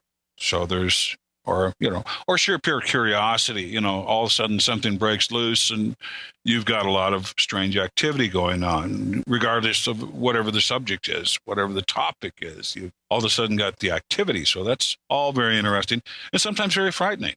One of the incidents we had with Ron Reguer up on one of our research mountains on the reservation. I was just going to ask you about that. We were packing up camp, but what had happened the day before is we'd gone out. We went as far as we could on this 2-track road, and I was concerned about us all making it any further. And I think we're up around 9,300 feet, or probably 9,100 feet. And we decided this was it. We found a little open area to put a camp down with some shade and so forth and some scrub oaks. All in all, nice little area at the end of the road, so to speak. And we covered the mountains and covered around, and we had Tom Searchier with us, and he was hiking us out. You know, Sarge will march you many miles, and had us up all over the place. But we hadn't really checked out this little old hogan with a broken down corral. And when we finally did one other, and we were with Chief Dan, Navajo elder, and there was this like bluebird smushed into the ground as if he'd done a kamikaze run at 300 miles per hour and hit the ground because he was partially embedded in the ground. It looked like a huge impact to me, and his neck was broken, his head was smashed, and there was an impact area, and his tail feathers were still moving. He wasn't even really dead yet. And it was weird. So we filmed it, and then his mate was up in the tree, and she was not too happy about the whole situation. And we're like, hey, we're sorry. We don't know what happened to your boyfriend or whatever. You know, he did an end to it. Looked like, you know, incredible speed. So we walked around the corral some more, and then right away, Leonard goes, this is a Chady house. And a Chady house is where someone has passed away in the home.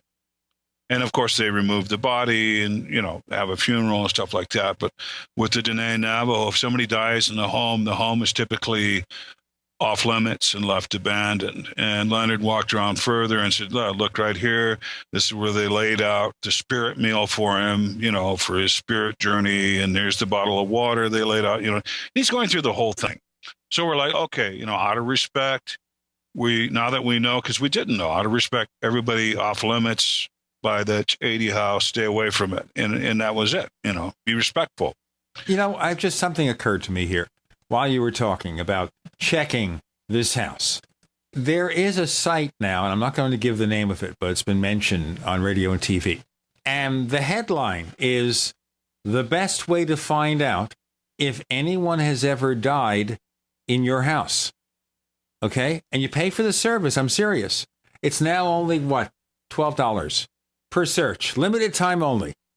But they're not advertising with us. I really think they should. I might even contact them. But literally speaking, they do a research, I guess, of death records or something in your city to see if somebody at your address actually died there. You don't need any ghost hunters or anything anymore. Interesting. You should get them to advertise with the Paracast. Absolutely. I'm going to do it, by the way. We'll write them. As we speak, as we continue, I will write them and say, hey, this is the best show on the planet. Now, on this plane of existence, there's no better place to advertise. If they're only charging $12, that would tell me that kind of research we could probably do on our own for about $1. So look into that. That's what you want to look into, that type of research. You'd be surprised what you could find online. We've got talking with Sharon Day yesterday. We have a researcher who's pretty much disappeared under mysterious circumstances. And this is a long story, but I was able to do some research that she wasn't even aware of. And it's new technology with Google where you can download a photo and then go to Google Images and upload the photo. And Google will search the databases far and wide for this photo and find out the origins of the photo. Really interesting, and it's free. So the next time you got some hot chick in a bikini requesting your friendship on Facebook, download the photo, put it in the Google photo search, and you'll probably find out she's with some boiler room out of Ghana that's trying to get your credit card information. So do that. Well, why don't you get back to your story with Leonard Dan and David Weatherly and Ron Reguera? This is a fascinating story. David wasn't on that particular trip to the same mountain, but he was on a later one, which I'll go into detail about, Tom. We're packing up camp, and usually everybody's worried, and when we've got an area that we're unsure of what type of activities are going on around us, there's usually somebody on watch.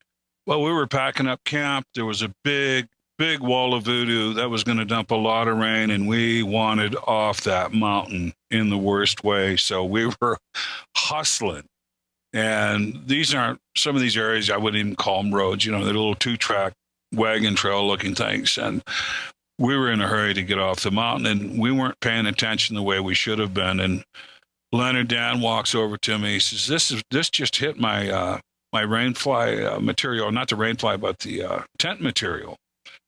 He said, I heard the thud. And I looked, and here it was. And he's got part of a porcupine quill. And porcupines do not launch their quills. We had no known porcupines in the area. And he actually saw the dart hit. And he told me what it was. He said, this is a Skinwalker dart. And it's probably got the mummy powder or potion or something in this hollow quill. And it just missed me. And then we're on ultimate alert for the rest of packing up and out of there. And we gave the quill to Ron to have tested. But, if that would have hit him, there's no telling what was in the hollowed out porcupine quill. And they do that. They shoot darts at you. And a lot of times they will shoot bones, shards through a blowgun type thing that have been dipped in some type of neurotoxin or something very toxic to introduce to your body or your system. And a lot of times with the bone shards, they shoot through the blowpipes. They're meant to get in between the vertebrae on your neck, typically, and paralyze you, sever the spinal cord, if you will. And they've got experts in that with the dark art. So there's a lot of nasty, gnarly things that can happen to you out there, in addition to everything else that is out there. You know what? The more I hear this, I'm even less persuaded. By the way, ladies and gentlemen, I wrote to the company that gives you the information about whether someone died in your house. And let's just see if they get back to me and see if they want to advertise on the show. Now, understand, if they do come on the show, and of course they provide income and they help pay our bills, be nice to them, okay? Please. Be nice to J.C. Johnson, because he might send something to your home. With Gene and Chris, you're in the Paracast.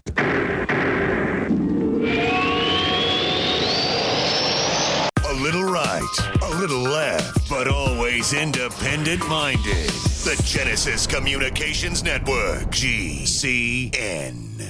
Graphic Converter is the image manipulation tool for the rest of us. It does not use any database. You get full control of all your files. Want to view the images of a folder? Drag it into Graphic Converter, and a powerful browser opens up to show your image files. You could use it for slideshows. You could use it to import images from digital cameras or from scanners. Need to do some image editing? You can do that too in Graphic Converter. Also print catalogs. Convert from so many formats I can't even list them. Download now to see if Graphic Converter is good for you, like 1.5 million other users. Guess what? You could save money when you buy Graphic Converter. Use the coupon code Night Owl. Use the coupon code Night Owl to get a special price for Graphic Converter. Go to lemkesoft.com. That's LEMKEsoft.com. lemkesoft.com. LEMKEsoft.com.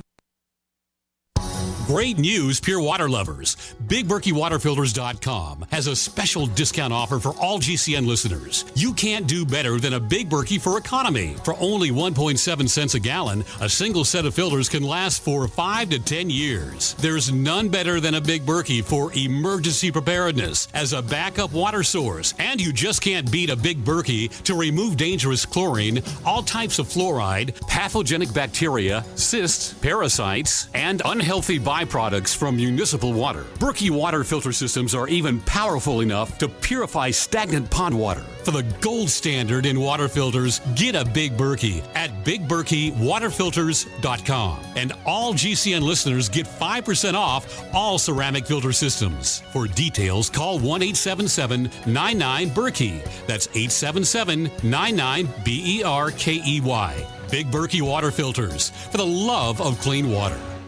We travel so much, and having a fake TV, well, it gives added peace of mind. Burglars look for houses that appear to be easy targets. But fake TV can fool even professional burglars into thinking someone is home watching television. As a recent widow living alone, it gives me great peace of mind to set my fake TV near a window and know that passing motorists and pedestrians will think someone is home watching TV when I'm actually away from home. Fake TV easily plugs into any outlet, just like a light on a timer. And they're so easy to use. You just plug them in and they're ready to go. Plus, they're so affordable that we have one upstairs and downstairs. Fake TV is only $29.95 with free shipping. Order your fake TV by calling 877-5FAKE-TV or go to faketv.com. That's 877-532-5388 or faketv.com. Fake TV, the burglar deterrent.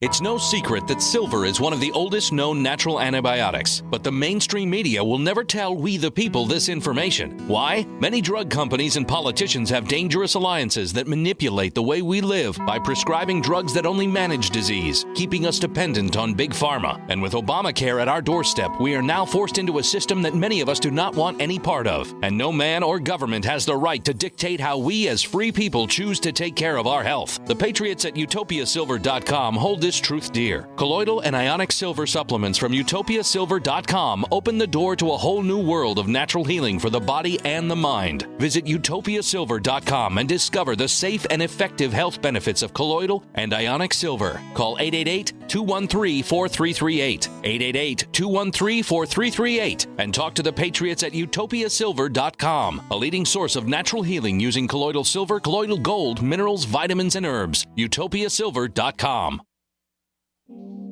Hi, this is Don Ecker, and you are tuned into the Paracast. Let me tell you what, you're going to hear stuff here that you probably won't hear anywhere else. Hear that, George Snorri? Or I'll send Chris O'Brien to your home. And there you go. Imagine opening the door, and there's JC, and there's Chris. Now, I've opened my door, and Chris has been there. I haven't seen JC yet. Maybe next week. We're having fun here, ladies and gentlemen, talking about weird things. It's kind of like a campfire scene here at the Paracast, an indoor campfire, so we don't use real flames. Otherwise, we'll have a too hot a time for us to take it. But the one thing I want to ask you, JC, you got all this stuff going on out there where you live, and some of it sounds downright dangerous to me. Oh, absolutely. Do I assume then that you are appropriately armed to the maximum NRA standard? Above and beyond. And we're overly prepared. Hopefully, we try to be overly prepared in every situation. And it's better to have the protection and not need it than to need the protection and not have it in time and time again out in the wilds and in some very frightening situations where I found myself without any type of protection. I have regretted it to an extreme variety. But why even live out there? Answer that question. Why would you want to live out there if you have all these dangers? You know, I was at the Sasquatch Genome Project press conference back in October in Dallas, and what I made clear was there is a catalytic event for all of us who are involved in this. Something happened to us at one time that opened our eyes to other things and opened our mind up to wanting to find the truth, to wanting to find what this was that did this. Or, you know, I go back to the Mogollon Rim, Blue Ridge Reservoir back in, 1999 is when a lot of my suspicions came true. And we had a rather horrific incident with a very large furry person. But that was the catalyst for me to want to find more answers. So it isn't like, we just happen upon these things. We're looking, and a lot of the things that we address, a lot of the situations, if you watch the investigative videos on YouTube, most of these situations are people who've reached out to us to come and help them where law enforcement hasn't been able to satisfy their needs or anything of that nature. We take it a step further, and this is just helping people. We don't have sponsors. We've done everything all these years out of pocket, all of us, and we typically do enjoy helping people if they're receptive to being helped. Now, You would think that some people try to take matters into their own hands. Maybe they use their own weapons or other ways to scare these crazy creatures away. That's got to cause some complications. I would say with the Sasquatch people, and we've seen where the sheep camps have been run off the mountain, the corrals are broken, they smashing parts of the house and so forth.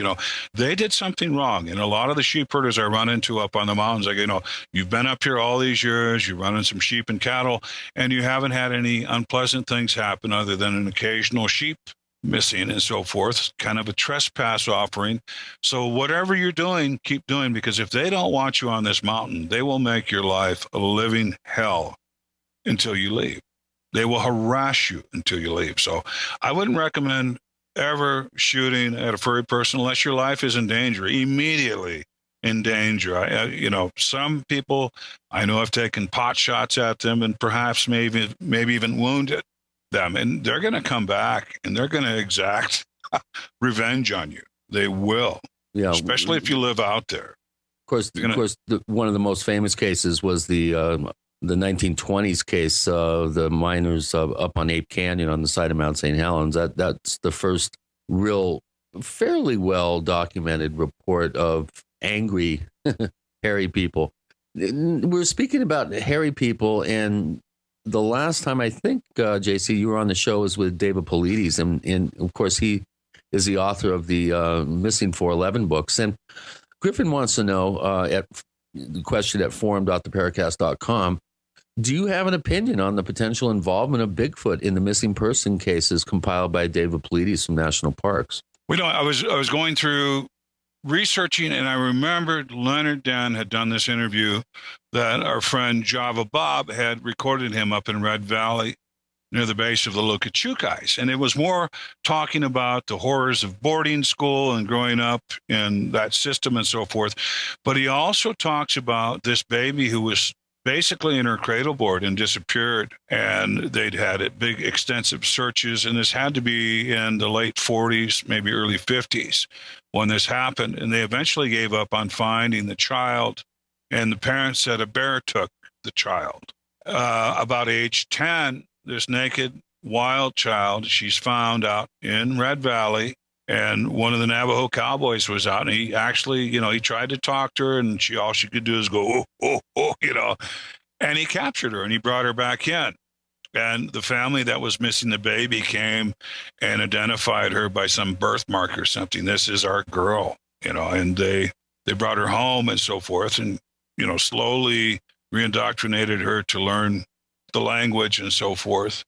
And Leonard mentions in the video, he saw her some years later, and she was kind of an attractive woman, but when he looked at her, he scared the hell out of him. She had a wild, wild look in her eyes. And the stories went that she would go outside their home at night, later years, and she was still whooping and communicating with the furry people. That's in the video. It's really interesting. I'll link you up to it. It's on YouTube. Chief Dan talks about the horror, Bigfoot and the horrors of boarding school. Just an unedited campfire chat with him, but very interesting. And, many other times we've got abduction stories that don't come out so good, and the people are never seen again. We've got a long history of the furry people taking Native women and never being seen again. And we've got some writings from the Franciscan monks in the 1700s who were talking about a couple of, I believe, Pueblo women who were abducted, and they did escape, and they did come back. And they had normal enough looking children. They were pregnant by these furry people. You say normal enough looking, you mean all or mostly human? Yeah, not incredible amounts of hair or anything like that, and that's that leads on to some other things with the Russian amnesty and so forth. And, I will come out and I will say that Sykes put up a middle finger to everyone involved in his DNA study because he followed an agenda. And the only thing you see him report on were the misidentifications. I think when they got into the realm of the Sasquatch and the Sasquatch DNA, that was too many cans of worms. And what he should have said is, on my way down to the market looking for some Yeti samples, I ran into an extinct or supposedly extinct polar bear. And that's the way he should have worded it. And he shouldn't have had the confusing aspects come out that Yeti is actually a supposed extinct polar bear. I mean, the waters got so friggin' muddy with that study. Absolute mud. Sorry. That's where I'm at. Well, what about this guy that's trotting out this supposed Bigfoot body that he claims that he shot, and he's going to be taking it on the road and stuff? I was there in Atlanta, Georgia in 2008, and I witnessed the $50,000 transaction that Tom Biscardi's sponsor had with Rick Dyer and Matthew Whitten for this supposed Bigfoot body frozen in ice. Got there, looked through the frozen ice, and we saw an obscure something underneath the ice. But they'd paid for it, and we loaded it up in a trailer, and those ass clowns were in the air while we were on the road going from Atlanta, Georgia to our safe house in Indiana. And they did their press conference, I believe, on that Friday. And we were sleeping. We did a red eye from Gallup, New Mexico, to Georgia, to Indiana. No one slept. We have J.C. Johnson around the campfire with Gene and Chris. You're in the Paracast.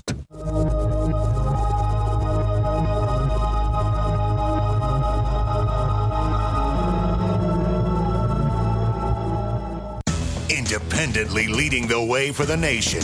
Compelling talk for every political persuasion. We are GCN.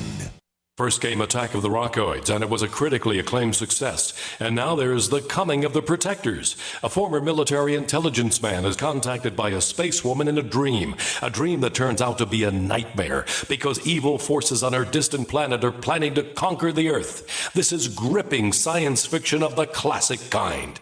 Attack of the Rockoids and The Coming of the Protectors. Find out more at rockoids.com. That's Rockoids, ROCKOIDS.com. So here's what happened. I was placing an order online. The site went down. It just stopped responding. It took hours before it returned, but I'd already placed the order with another company. If your site goes down, you could lose business. And if you have a business or personal site, you want to know it's easy to run and it will stay online. At iWeb, your site is hosted on one of the most reliable networks in the world. Check it out. iWeb.com. That's iWeb.com. This alert just came in. This special announcement is for business owners and leaders of organizations who've been waiting for the right time to build.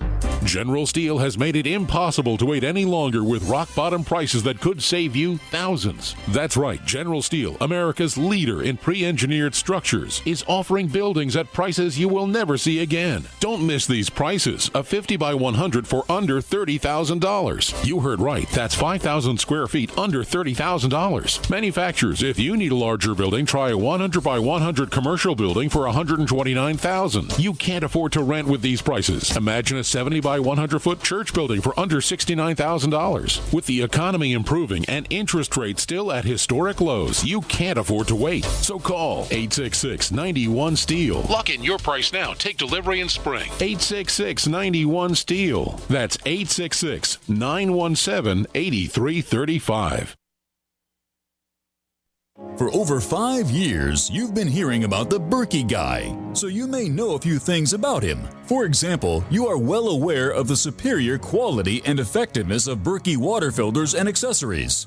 But did you know the Berkeys have had independent lab tests done to prove just how effective they are? It's true, and he can email you the test results. Just visit GoBerkey.com. You may also know that the Berkey Guy has helped tens of thousands of people get better prepared. Now here's something you may not know. GoBerkey.com has amazing specials and deals all the time on a wide variety of survival and preparedness products. Most ready to ship same day. Visit the Berkey Guy at GoBerkey.com and be sure to click the red Products on Sale Now button. You can always call toll-free 877-886-3653. Again, that's 877-886-3653. GoBerkey.com, home of the Berkey Guy.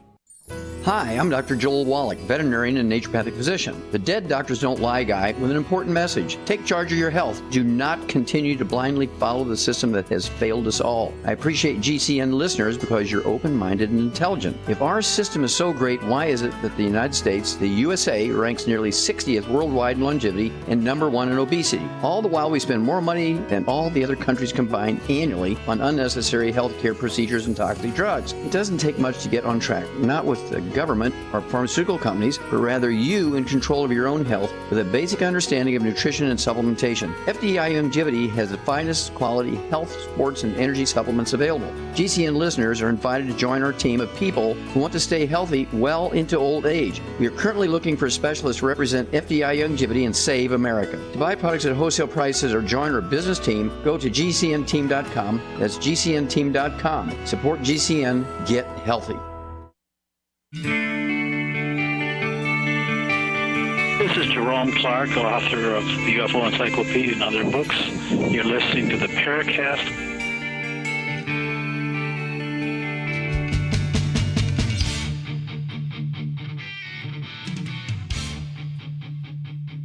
J.C. Johnson around the campfire with Gene and Chris. They take the red eye because the prices are cheaper.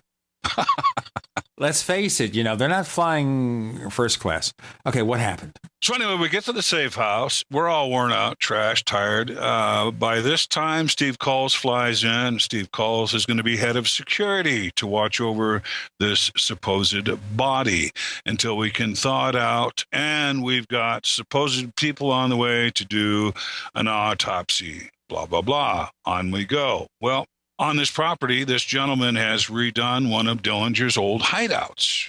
And it's a mansion that he's added on to. And what a beautiful place. But it's haunted. That's another story. Anyway, I went upstairs to one of the haunted rooms, caught a few hours of sleep. And Leonard came knocking on my door. He said, some of the hairs come up out of the ice, and we're looking at it. It's weird. So I got up, got dressed, went down to the barn where we were thawing out the creature. Looked at the hair and I go, this is costume material. Oh, no. I said, yes, it is. And I took a lighter and I burned it, and it burned up like fishing string. And from that point forward, we put some salamander heaters in the U-Haul and shut the door, and we cranked the heat up to like 200 degrees to get a quick thaw. And it was Tom Jr. who pulled the rubber foot out of the ice. And that was the end of that. And the hoaxers were still with Tom Biscardi at that time in California. And we put a call into them not to let those guys out of your sight. Is this a common thing to pull stunts of this nature? I wouldn't say Biscardi necessarily. And Steve Coles has different opinions about this, and I don't have enough information either way. All I know is we were basically the errand boys to go pick up this supposed body, and we found out it wasn't real, and we did everything we could. We called Fox News that day once the rubberfoot came out of the ice, and they're like, yeah, right. They wouldn't come out, and it wasn't until the next day that Tom was able to actually get an affiliate of Fox News to come out and show what we'd found, and that these guys had completely hoaxed everyone and made this fake Bigfoot body. And the cleanup, the biohazard cleanup from that took another week because all the blood that was in with the fake Sasquatch suit, they had a pig inside the body. They had all kinds of animal parts and roadkill, pig head, possum parts, guts and hides. Very, very disgusting cleanup. And I think they'd done all this and stuffed the suit in such a way to make the weight and to make the stink. I was thinking as you were talking, we should have warned everybody off at the beginning of this. Whenever we have J.C. Johnson on, folks, when you listen to the Paracast, don't consume any meals. Take it easy. Take it in steps. Let me ask you here. Anytime you have these crazy hoaxes being perpetrated in these fields, it's got to make it more difficult for a serious person to get across the possibility that something authentic is happening. So how do you get around it, and what do we have to do to find the real smoking gun where you could just walk onto a scientific session or go on the Today Show and say, here it is, folks, proof about wolfmen, proof about Bigfoot. Without actually having a body to present, I believe Dr. Melba Ketchum's study, the whole genome study of the Sasquatch, is proof enough. But science won't touch it. Science can't handle this. And this is agenda. Once again, you will find agenda in so many different situations. And also, Christopher can agree with this too, is we've got philosophical science, we've got philosophical paleontology, we've got philosophical archaeology. Once you get outside of the box, that's it. End of story. No, this isn't what's in the textbook. And that's as far as they will go. And you've got an old boy school of science and an old boy school of thought that is very much discouraging a lot of up-and-coming scientists with new ideas and new theories, time and time again. It doesn't help when you have certain politicians that will not be named who seem to have like a 15th century viewpoint when it comes to science. So the Earth is still 6,000 years old. Forget about the fossils. Forget about the carbon dating. They don't believe in anything that doesn't fit in their very narrow point of view. So how do you convince anybody, and how do you get enough funding to support this? Because they're killing budgets everywhere. They're just hacking them away. Well, it isn't necessarily that. It is the enthroned scientists presently who are discouraging new ideas and discouraging the new and up-and-coming radical, if you will, situations when it comes to science. They are as guilty themselves as anything else, and it has nothing to do with the funding, the monies, anything like that. It is a school of thought, and it is. Well, JC, I mean, I hate to interrupt, but you know, Melba did not do her cause any good by using terms like angel DNA, allowing portions of the results to be scooped by that Russian researcher who came out with a press conference and a press release. And, there were many mistakes. Yeah, there were a lot of mistakes made, and once you've got that genie of doubt out of the bottle, there's no way in the world that you're going to satisfy the scientific community and get that genie of doubt back in the bottle. So why don't you give us an update? Where is that study currently? What? They're actually picking up more scientists and PhDs almost weekly, taking a look and going, this is something we would like to explore further. I want to make really clear, the other DNA laboratories involved in the double-blind testing, Texas A&M, the Crime Lab, and others, you don't see them coming back and refuting the findings because they came up with the same thing. That is putting a little bit of the genie back in the bottle. You don't see these That's a good point. I have not you don't heard see any that. And the other doctors and PhDs involved, now that the study is public, you can go read it. You can go look at the whole thing. You've got the other doctors and scientists who were involved in this. And you don't see them coming out refuting anything. You don't see anybody really from the inside going, oh, it was all flawed. It was all, you don't have that. And you don't have the other laboratories refuting everything because they've come back with the same results. I think number one, what is so twisting on everyone's mind who has the mindset of who these furry people are, when you come back with the mitochondrial DNA being human, impossible. And that is the biggest gap there. The mitochondrial DNA, the mother, being human. That is probably the biggest resistance out there because everyone wants this to be an unknown North American ape, whatever. They've got a pet theory, and religiously they will fight you on this being an ape, just a stupid ape that runs around in the woods. That's what they want. But what you're implying here is that it's really an offshoot of humanity, that it's something so close to us that if we mated with them, the offspring would be human. In some cases. And we've got, and this will all come out later, especially with Erickson and his videos that he's got and the studies that they've done. Some of these guys, they're out there with the furry people. They're 10 feet tall. They look like Alley-oop, a Cro-Magnon man, and they hardly have any hair on them whatsoever, but they've got the body mass and density and the 5-foot wide shoulders. But, it's going back to the DNA and recessive and dominant traits. This guy isn't born as feral as the other ones. And another thing you want to keep in mind, too, the whole genome testing, there was nothing in GenBank for the progenitor species, for the father. There's nothing on file. They have billions and billions of pairs in GenBank, and the father is not on file. So this is new DNA. So some of the stuff talked about and some of the people who do DNA research, angel DNA is unknown DNA. Okay, she wasn't referring to these being an angelic principality or something of that nature. Angel DNA is unknown, and that's a common term with DNA people and people in pathology and the pathology sciences and so forth. DNA unknown is angel. So, I mean, that was taken out of context. And you know what? God bless her heart. Dr. Melba's a Southern belle, and a lot of people have a problem with that. They do. And she conducts herself like a lady, and, you know, she's a Southern belle from Texas. She's got an accent. They don't, you know, I've heard her accent being picked on. I've heard the fact that she's from Texas being picked. I mean, they've the fact that more or less called her a hillbilly. I mean, bias. What's that? Yeah, there's also gender bias in the scientific community. It doesn't take much for a woman to do the wrong thing and be totally not taken seriously, would be the polite way of saying it.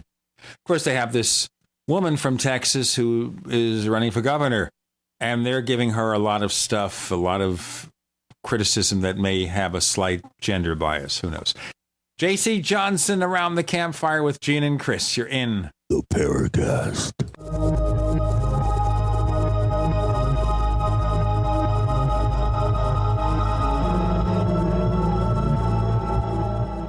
Great minds think alike. The network for the independent-minded. The Genesis Communications Network. GCN.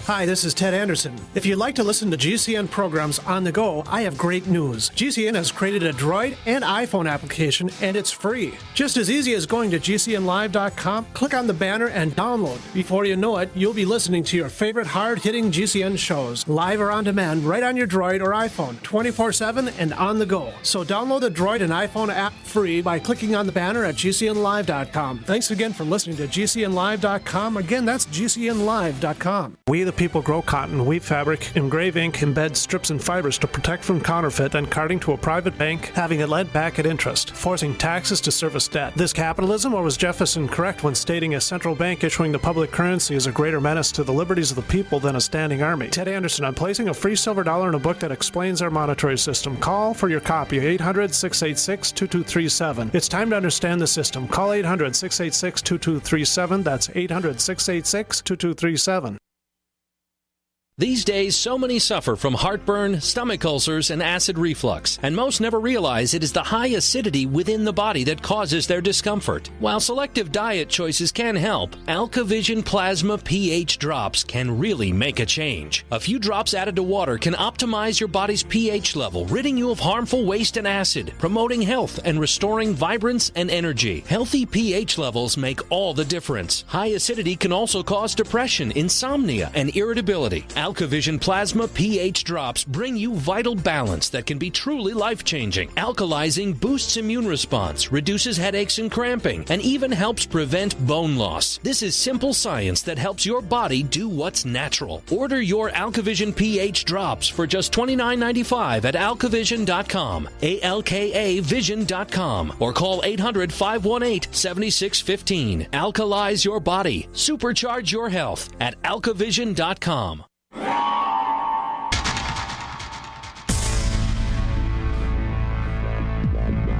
Welcome back to the Paracast, the gold standard of paranormal radio. And now, here's Gene Steinberg.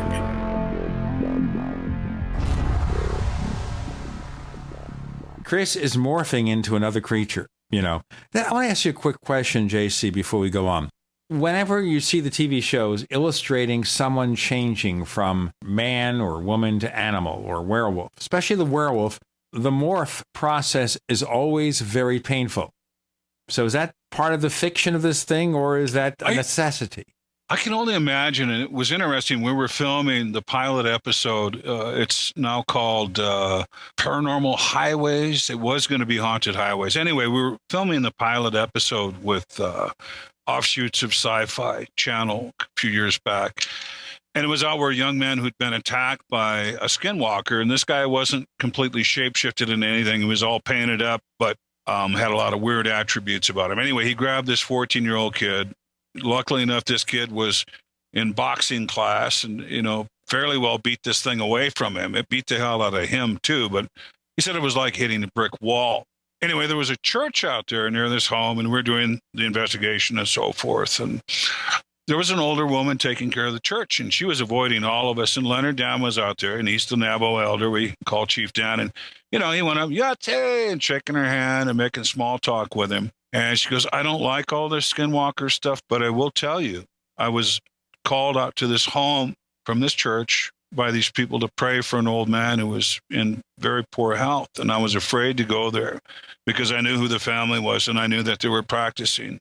And they were all involved, and I was very scared for my life, but I went. It was a prayer request. And she got there, and there was a bearskin rug or something in the middle of the room. And the old man was in the middle, and there were two younger men on either side of him on this bearskin rug. And she asked, who am I supposed to pray for? And the old man raised his hand, and she went up and, prayed the sinner's prayer with him. And he said, I'm dying, and I'll be dead soon, and I don't want to go where I know I'm going. I want to be with your God. So she prayed with him. And while she was praying with him, she saw one of the gentlemen on the other side, either side of him, they were morphing in front of her eyes. She said this guy's hand went from a hand to a curvature claw looking something ugly. But he was shifting in front of her. She said he even tried to cover his hand up under his arm. And they were morphing in front of her. And the old man said, go, both of you, go. Get up and go do what you were paid to do. I'm not going with you anymore. And this guys got up off that bearskin rug, and she said once they hit the door, they just, like a flash of light, disappeared. But she watched them. There were parts of them that were morphing in front of her. But did it show a painful morph? I don't think there was any real reaction. The guy's hand was just turning into this big, long claw, bear-looking, scary hand-looking thing. So, and she didn't hear him going, ah! It was just happening. And I wonder, a lot of these elderly we see that are just shuffling along, limping and all busted up looking. And, how many times, and I've been told, even Leonard goes, you see that guy? You see the way he's walking? He's shifted so many times. He's probably only in his early 50s. He said he's got the body of a 100-year-old because he's shifted so many times. His joints are out of whack. Everything's out of whack on this guy, and everything's messed up. There are, therefore, negative consequences, you're saying, to this shape-shifting. It's not just a seamless process. It is something that takes its toll. And that was interesting that you mentioned that, because I recall the statement in the TV show, the sci-fi series Bitten, where this woman who is a werewolf, she had shifted twice already. And someone mentioned that it was a little too much of a drain for her, so not to shift again. This is not a race of people in this particular show where it happens on the full moon or something. It is something that is wolful. You want to become a wolf, you become a wolf. Chris, we got some more questions? Well, we have a couple of questions here from Oakenwolf, who has a avatar that looks like a skinwalker with long, pointy fingers and like claw-like hands. So that name, yeah, maybe we're being visited by them. You think, ladies and gentlemen, we always think that it's possibly an FBI or a CIA agent in our forums. But what about a shapeshifter? No, this listener is going to be resenting this right now, saying, what did you say that for? Well, I get contacted by the dark arts all the time. I'm looking at the picture, and it's kind of spooky looking. Well, he wants to know, JC, do you believe dinosaurs could still exist somewhere and not their descendants, and not counting Nessie or Champ? And he wants some examples of, let's say, dragons or trolls or ogres or something that would indicate an ancient life form that may have survived through time. I know you have that great story of being on the San Juan and observing between your two kayaks what you thought was an 18-inch diameter snake that surfaced between the two kayaks. But how about some of these strange little dinosaurs that have been spotted around the Four Corners area? I've even investigated a few of those types of reports. Why don't you give us a rundown? Oh, I've got a sheep herder out by Newcomb, New Mexico. This is one of my favorite things to talk about. Is he's got some fossilized prints on his home site lease out there. He's running sheep and cattle, and he's been out there for a long time. In fact, I think he might no longer be with us because I think he was pretty elderly. But University of New Mexico was out there, and they went to his little house there, and they knocked on the door, and they said, "Hey, we brought you some Subway, and here's some waters, and we're going to go cast those fossilized prints you've got up there on the rock ledge, and you're welcome to come watch how we do this," and blah blah blah. And he goes, "You want to see some fresh ones?" And he took them down into the wash, and here are some three-toed prints, identical, only bigger, fresh in the wash to what they're going to cast up fossilized in the rocks. And he went on to explain to him that this lizard comes through, and it's bigger than his pickup truck. And he said it can pick up a sheep and tilt its head back and swallow him whole. And here they have these fresh prints down in the wash, and the fossilized prints up in the rocks. What do they end up casting? The fossilized prints, because you won't see people take on this kind of genre. You won't see them take it on. It is so otherworldly for them to even imagine some of these things are left over here. We've got other reports over by Tuba City and so forth. Fresh tracks. We've got so many reports of pterosaurs and pterodactyls. I saw something of a pterodactyl nature that had a ring of feathers around the front and the back of the wing, and inside the wing was buckskin. This thing was well over 20, 25 feet in wingspan. I got to observe it at great length, and all the appearances and appendages of a pterosaur or pterodactyl, but with some feathers. So this is a reoccurring thing out here. And this was a 3D object. It wasn't a kite. It wasn't a remote control contraption of some sort. I saw what I saw, and then it caught a thermal and took off. We have seen the thunderbirds, the raven-type creatures, with a 50-foot wingspan, even bigger. We've seen them. We've seen these things. And then going back to we've got investigations we've done with these hooded lizards that run on 2 feet. They're only 2 or 3 feet tall, but they look like something out of Jurassic Park that hasn't been captured or identified. That's going to be a no-brainer for us this spring to bring in some of those samples. Hopefully, it will be on that. And the mini T-Rex sightings up and down the Animas River and down along the San Juan, there's hundreds of mini T-Rex sightings. Hundreds. Walking through Red Valley in December with my son, he did a couple tours in Iraq and one in Afghanistan. He's an Army Ranger sniper at the time.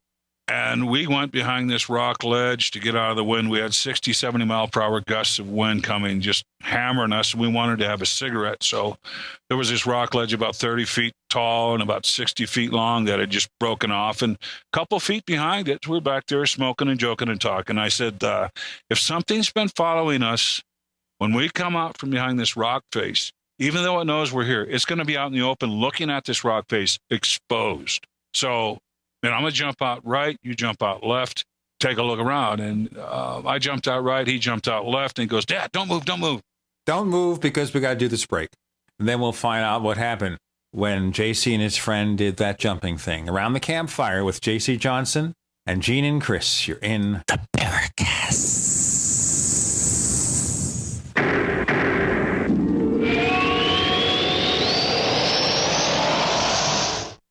Neighbors, are you tired of dealing with a slow web hosting provider? Well, check out A2 Hosting and their screaming fast Swift server platform. They even have SSDs that load pages 300% faster than the competition.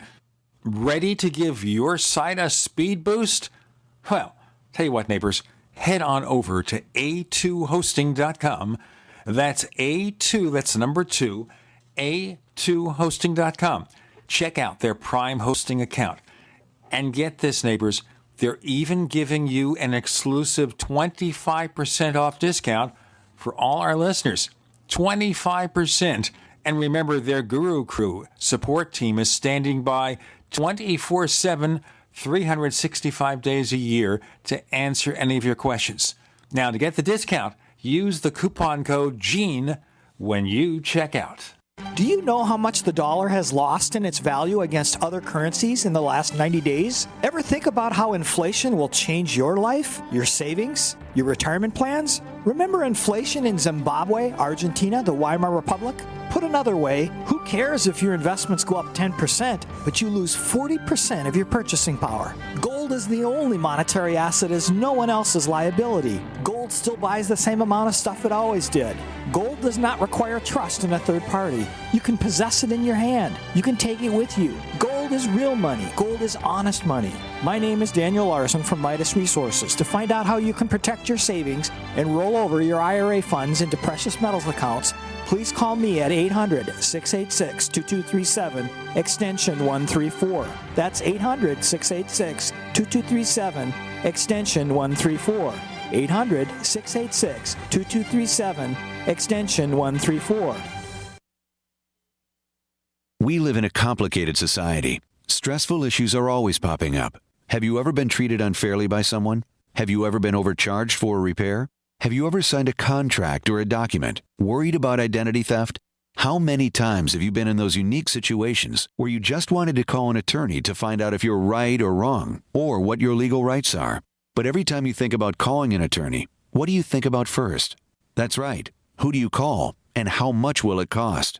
Our friends at Legal Shield have found a solution. With a nationwide network of 6,900 attorneys who average 19 years of experience, Legal Shield's law firms take over 40,000 calls per week helping their members. For less than $20 per month, you can have access to Legal Shield on everything from the trivial to the traumatic. Let Legal Shield stand up for your rights at lsprotection.com. That's lsprotection.com. Or call 855-340-SAVE, 855-340-7283. It's no secret that silver is one of the oldest known natural antibiotics, but the mainstream media will never tell we the people this information. Why? Many drug companies and politicians have dangerous alliances that manipulate the way we live by prescribing drugs that only manage disease, keeping us dependent on big pharma. And with Obamacare at our doorstep, we are now forced into a system that many of us do not want any part of. And no man or government has the right to dictate how we as free people choose to take care of our health. The patriots at utopiasilver.com hold this truth dear. Colloidal and ionic silver supplements from utopiasilver.com open the door to a whole new world of natural healing for the body and the mind. Visit utopiasilver.com and discover the safe and effective health benefits of colloidal and ionic silver. Call 888-213-4338, 888-213-4338, and talk to the patriots at utopiasilver.com, a leading source of natural healing using colloidal silver, colloidal gold, minerals, vitamins, and herbs. utopiasilver.com.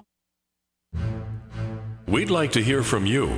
If you have a comment or question about the Paracast, send it to news@theparacast.com. That's news@theparacast.com. And don't forget to visit our famous Paracast community forums at forum.theparacast.com. I'm thinking of the movie Snakes on a Plane with Samuel L. Jackson. And that voice, the voice of the serpent from Chris O'Brien, happily finished with the book Stalking the Herd and Recovering. Yay!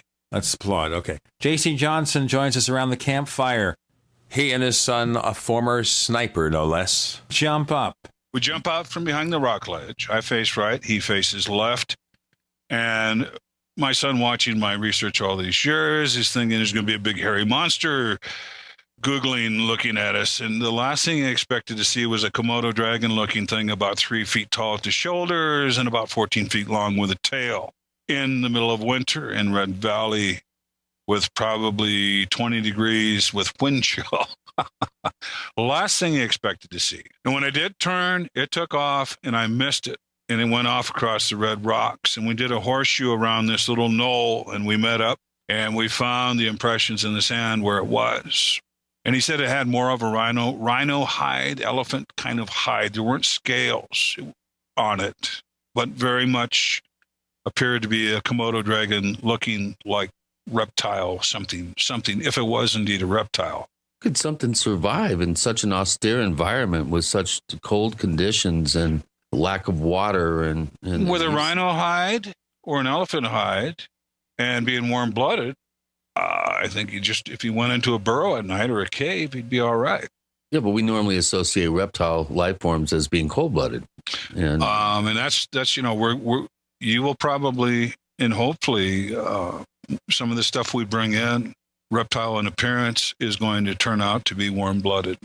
Yeah, there's been some controversy over the years in paleontology about the actual type of blood that the dinosaurs had. For instance, the prevailing theory and view of academia for decades was that these were slow, lumbering, cold-blooded animals. And of course, with Robert Bacher coming along in the early 70s and demonstrating, pathways and the incredible speed and dexterity that some of these very, very large reptiles had, that there was probably a good chance that they were some sort of hybrid with some warm-blooded characteristics, which would allow them to move at much more of a robust speed. And they weren't like the old movies from the 30s where these dinosaurs are lumbering around like Godzilla or something later on, but that they are actually very active and very, very quick and able to survive in cold environments. But and I think the snakes that we are looking into are warm-blooded also, because they have been observed in frigid water. So we don't have a repatriated anaconda or repatriated python. These are adept at moving in frigid waters. And then the stories of the swaths through the snow, miles and miles of snake swath going through snow. And I mean, wide swaths. So whatever this is, it's very relic, very ancient and indigenous to the area. And I'm thinking warm-blooded. And I've seen the smaller ones. They're fast as hell. I can't catch them, but they'll come up out of the water serpent style in front of your boat, your kayak, and bloop, look at you, and then bloop, back in the water. And there are no known native water snakes to the San Juan River Basin. You have to get over into Texas, into some of the swamp areas and so forth before you run into actual water snakes. We've got snakes here that cross the water. I think the gardener snakes might dive temporarily and so forth, but these are very large snakes and large enough to ingest a person and leave the area, and or probably, grab a person up in their jaws and drag them away or something of that nature. One of the investigations, this family kept having sheep disappearing out there in the sticks. They had electricity. They put up a bunch of motion lights. Finally, there was no prints, no animal prints, nothing really discernible. And the corral, the way they had it built up, was probably 9 feet tall. So, something would have to climb up over the corral.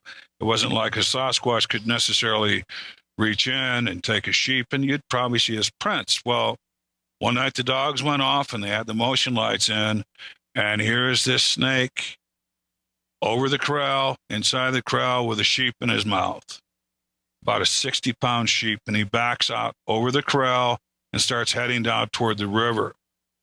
And they're beating him, they're grabbing his tail and everything else. And he turned around and retreated backwards into the river. And they were pulling on the front legs of the sheep because it was already partially down his gullet. They were trying to pull the sheep back out, and he backed down into the river and was gone. Did they retrieve the sheep, or he left with the sheep? He left with the sheep. Okay, wasn't successful. Okay. Something around 60 pounds. Can you imagine the weight, length, and girth of a snake to be able to go over a corral and pick a sheep up and come back out of the corral?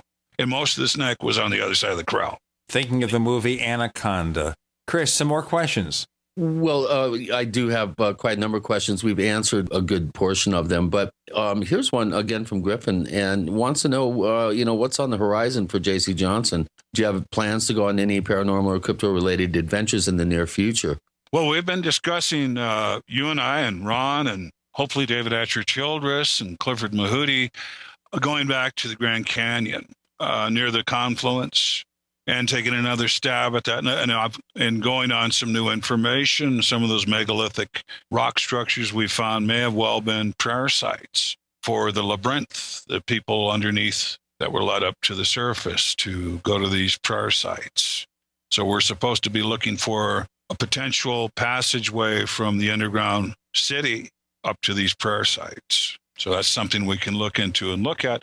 Also, if we can find some climbers and get the permits and everything that we need to go over the edge, I think Christopher's pretty well dialed in where Kincaid's doorway is. I think we're within 50 yards of it. I really do. Well, you mentioned when I gave you a call that Leonard Dan, of course, who is a accredited geologist and has done quite a bit of work for the Navajo Nation related to his particular field of expertise. When you showed him film footage and video footage and photographs of those two megalithic structures, he absolutely said that there's no way that they could have been used. Completely out of place. Completely out of place. There's no reason for that to be there, according to him. It's easier to make a corral out of other materials than 2 or 3 ton stones and rocks and so forth. So he said, just the way it's laid out, he said that is some type of worship area. Very, very old. Well, I'm looking forward to it. Unfortunately, it looks like we're going back during the same time of the year, towards the end of June, when the wind just howls out there. I'll tell you, I've never been 98 degrees with a 50-mile-an-hour wind. I know. We're trying mid-May. Might be a little, we were mid-May, I think, last time, and it was scorching out there. And it's good to see that a lot of the different things that we've helped make people aware of, as far as the potential casino with a tramway down to the canyon bottom and so forth, at least that's been embroiled in some controversy to a point. I want to ask you quickly about that before we get back to questions. Let's do our break. J.C. Johnson joins Gene and Chris around the campfire. You're in the Paracast.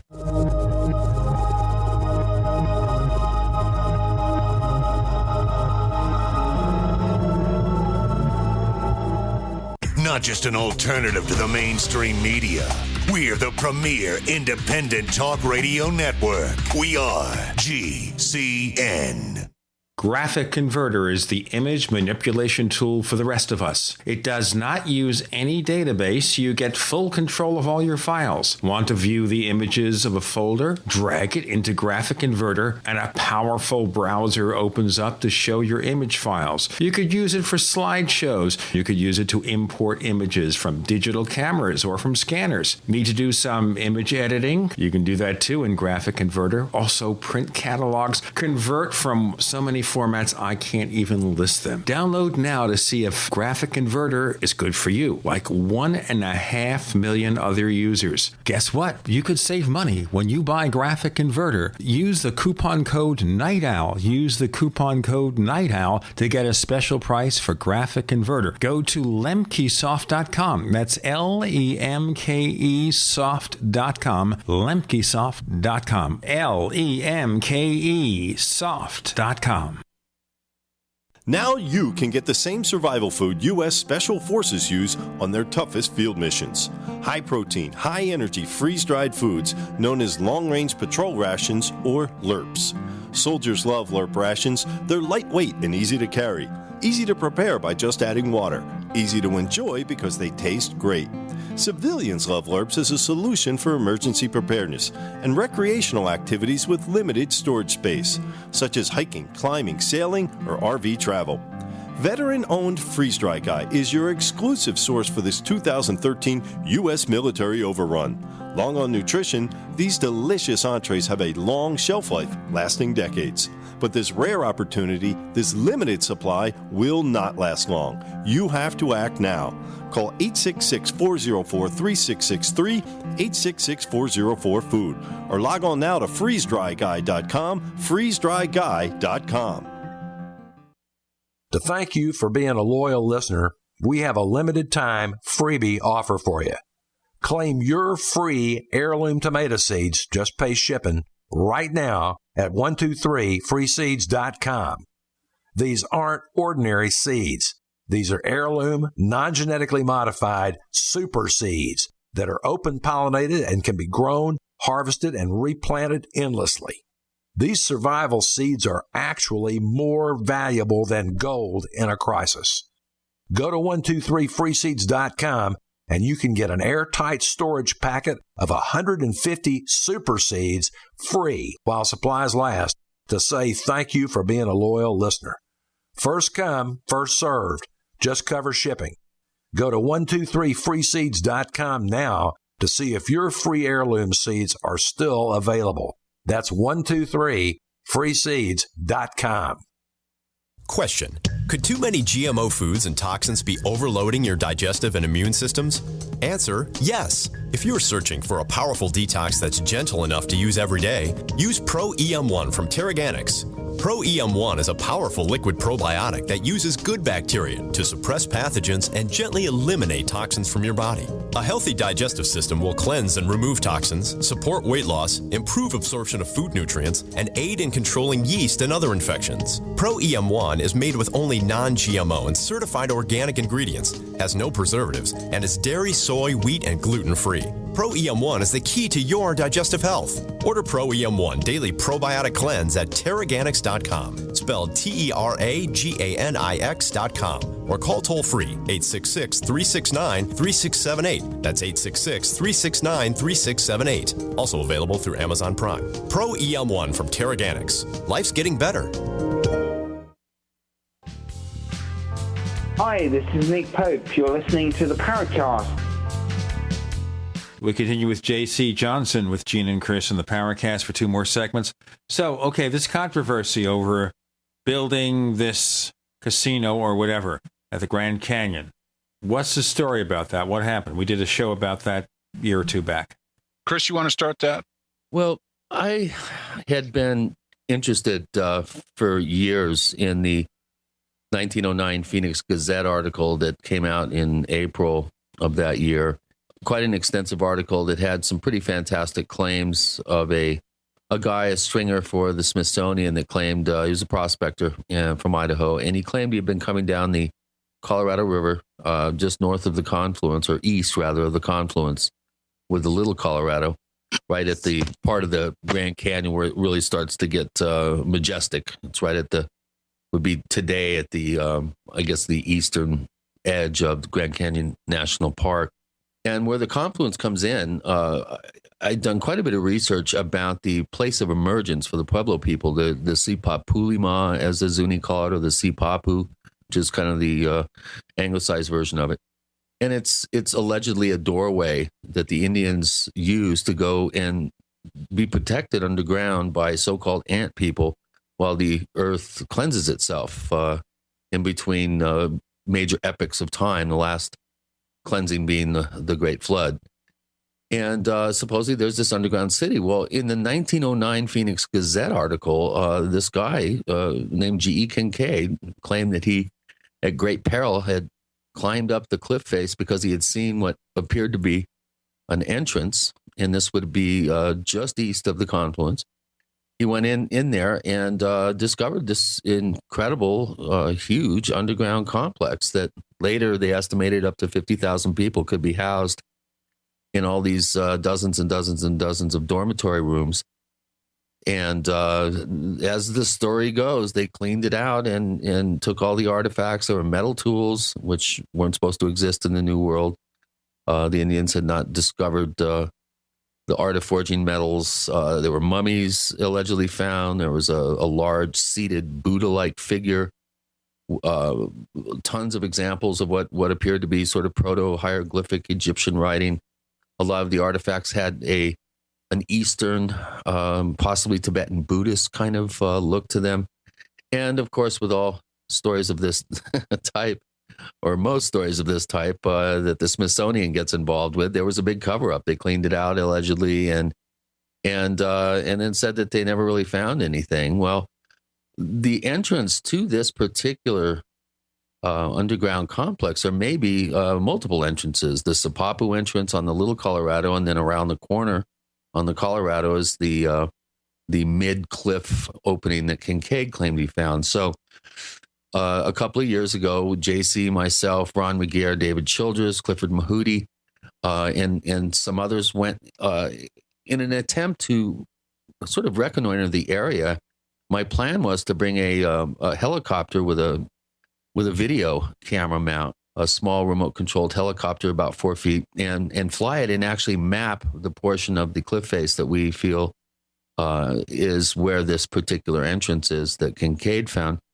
But with 50-mile-an-hour winds and, several $1,000s worth of gear, I just didn't feel confident to do that.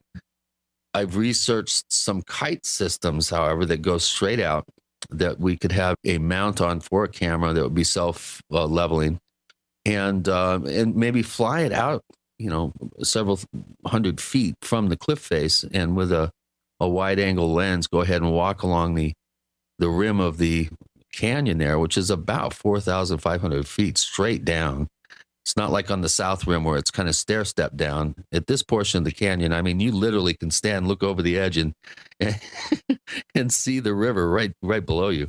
And there's no keeper ledges, no nothing. You will go straight down to the bottom. I remember grabbing David at your shoulders and like, get over here. My hair's turning white. You're scaring the hell out of me. Come over here. Come over here. Get away from the edge. But you get those the wind at our phantom back gusts pushing us too. towards the lip of the rim, so it was even a little bit more scary because of the wind. But it would really be something if we could relocate that doorway. And JC and I have been talking about having two teams, one on the river, going down the Marble Canyon area where we think that this entrance is, and then another team in contact with them, line of sight, going on the rim, and being able to roughly triangulate the actual location of the entrance, and then get in some real talented climbers with plenty of gear to go down there and attempt to make an entrance into this underground city, which was described as looking basically like a giant wheel with long passageways like spokes coming off the center of the wheel, and on each one of these spokes were dozens and dozens of what appeared to be dormitory rooms. And according to the article, they were not able to completely search this underground complex because it was so massive. There was one description of an area that they refused to go in because it had the overwhelming smell of reptiles, which I find kind of curious. I'm not sure if I would be the one to lead the spelunking expedition into that portion of the cave complex, if it's even there. But, I love these Indiana Jones type scenarios. There's very few of them that are really worthy of spending some real effort, time, and resources to go search out. This is one of them. This is one that I think has potential because of all the Native American traditions surrounding it, multi-tribal, that go back, 100 generations possibly, and just this wonderful story that Kincaid came up with, and this claim that he had of discovering this thing. So that's the plan. I think JC is going to attempt to get somebody who's got a permit to go down the Colorado in a boat. We're going to try to get a team on the river and on the rim and work in concert. And work on some ground penetrating radar. That's another thing I would like to do. Also, after the fact, I've got insider information coming to me. I won't claim this, but this is what happened. The Knights of the Grand Council with Smithsonian set up a tramway, and they did abscond all the goodies out of that underground facility, because Kincaid is talking about Buddha-like statues inside the facility, and he's talking about Egyptian hieroglyphics and so forth being in there. So we've got a multicultural situation in the Grand Canyon, probably 5,000 years ago. That is the bottom line with this deal. And then it ties in with a lot of other curious situations.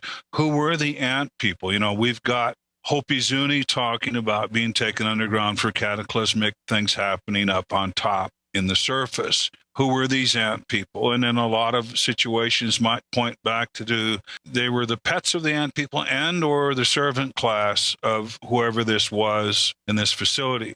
So many things are open up to that. And we do run into Mr. Kincaid in 1930s, and he still has some of the artifacts from that facility that he's still showing off, but just bits and pieces about Kincaid years later. We don't have a lot of information on him. Right. Jack Andrews, who's probably the top expert about this particular story and this claim, he spent since the early 70s, he's been researching this. He discovered what he thinks are actual kind of vents for this underground facility. He says if you go further upriver from where we were at the confluence, if you go further upriver, there's several spots where air rushes out of the ground in a straight column like an invisible geyser of air. And this would be an indication of of some sort of pressure differential between the atmospheric pressure outside the cave system and the pressure inside. It's just very fascinating, and the area out there is very magical. Stumbling on those quasi megalithic sites, for instance, was quite peculiar. David Childers said, well, it's probably guys with a backhoe trying to build a sheep corral, but I carefully looked at those, pieces of limestone, and I didn't see any scrapings that would indicate heavy equipment. I didn't see any sort of tool marks. So I don't know. I just think the whole area is very mysterious, and it's a good example, a good way to get out to one of the most beautiful spots that I've ever been in my life. I mean, that sitting on the point of that confluence is beyond breathtaking. Around the Campfire with J.C. Johnson and Gene and Chris, you're in the Paracast.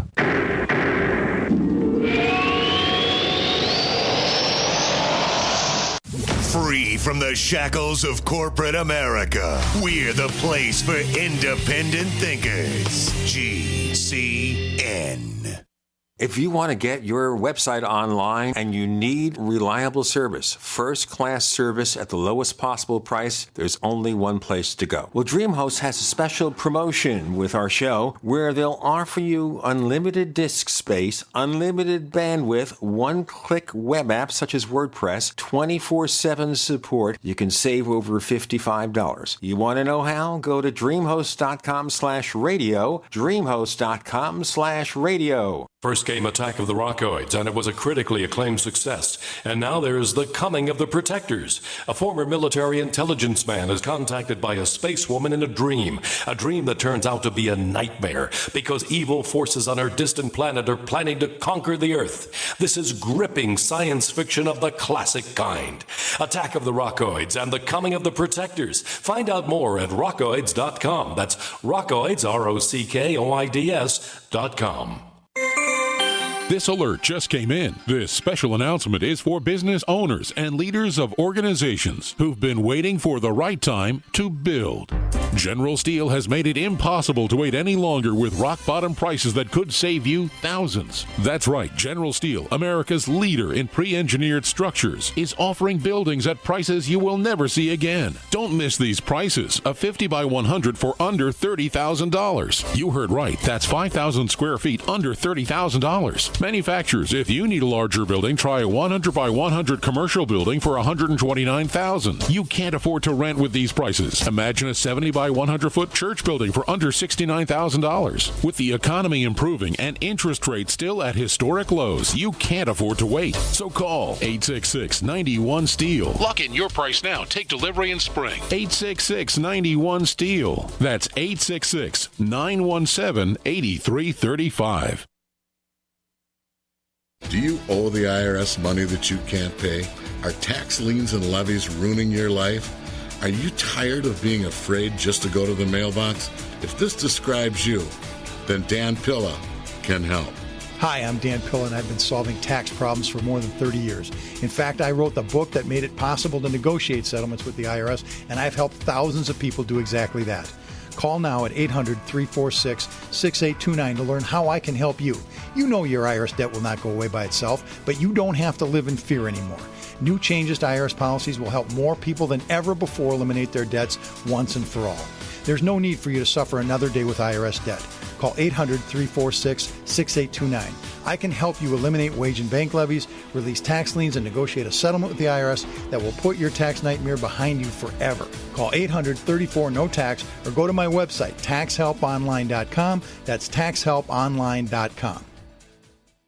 Ouch! My back is out again. Hi, Dr. Ortman with Wellspring Spinal Care. If you're experiencing neck, mid, or lower back pain, this information is for you. One of the complaints that I hear is patients receive their typical adjustment, only having to repeat them as the pain returns. Putting the bones back in place is only half of the battle. At Wellspring Spinal Care, we have the entire solution. We use the NUCA approach, utilizing three-dimensional x-rays and gentle touch technology to deliver specific correction. We then design buying a custom nutritional supplement program which provides essential nutrients targeting the areas of concern. With a NUCA approach and proper nutrition, you'll be on your way to a faster and more permanent recovery. To get you on the road to wellness, visit drortman.com. That's drortman.com, or call us today, 952-303-9124. That's 952-303-9124. Wellspring Spinal Care, chiropractic done right.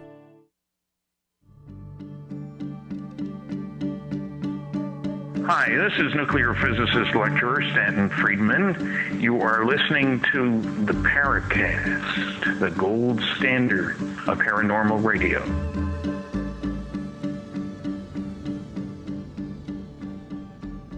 JC Johnson joins Gene and Chris. We do have questions from our audience who posted at forum.theparacast.com in the question bank. We won't be able to get to all of them. But Chris, you got one or two? Well, here's one. I'm not sure what to make of it, but this comes from Jeff Davis, who's become one of our most active posters at forum.theparacast.com. And he asked you, JC, do you believe that Bigfoot may be the Nephilim referred to in the Bible? If one gives any credence to biblical history, which frankly is beyond questionable in terms that it's substantiated and accurate, but he says it makes sense in a good folkloric sense. So do you think that there's a possible connection between the giants of the Bible and these hairy hominids that have been reported up to 12 and even, taller? 12 feet? Many times removed. And I think these are the remnants of the giants of old. And we've got dozens of excavations of the giant red-haired people and so forth throughout North America. But once again, when we go back to the Native American cultures, they fought with the giants. They pushed the giants out into basically extinction. The giants that are left through natural selection and adaptation are more feral in appearance. They still retain some of the size and girth and so forth of these giants, but there's natural selection at work. If Gene is born kind of hairier and he lives to pass on his genes to the next generation because of that extra coat of hair he had, then that's probably something when we've got dominant and recessive things going on with the DNA. You're going to pass those traits on to the next generation. Just like a long-tailed monkey born on the savannah is going to get run down and eaten by a lion, whereas a long-tailed monkey born in the trees is going to be adept and more survivable in that environment. So that is natural selection at work. We go back to some of the other strange sightings, and it does go back into the antiquities when we read in the book of Joshua and the book of Jubilees. What happened here with the giant and us is a terrible thing, because every time the giants are in control, we are a source of slavery, we are a source of food, and we're a source of pleasure for these giants. They were not good guys, the giants of antiquity. And I think a lot of the things, even David Hatcher Childress has been excavating, had to be incredibly sized people to do some of these things. And we've got later peoples occupying these old temples and so forth in these old structures. But yeah, I do believe that a lot of what happened in antiquity is still with us now. And the unholy union of the sons of God, the Watchers, with womankind. Come here, little girl. Yeah, well, now, when they got their sentence, Enoch goes up and he takes a petition up to God on behalf of the Watchers, because the Watchers from the presence of a living, loving God. And they thought, we've done this terrible thing. We've taken these wives and we've got this, all our offspring are huge monsters, blah, blah, blah. They wanted to say, we're going to quit, forgive us, and we'll behave, and we'll go back to doing what you told us to do, watching your creation. Well, Enoch comes back with some really bad news, and they find out their sentence.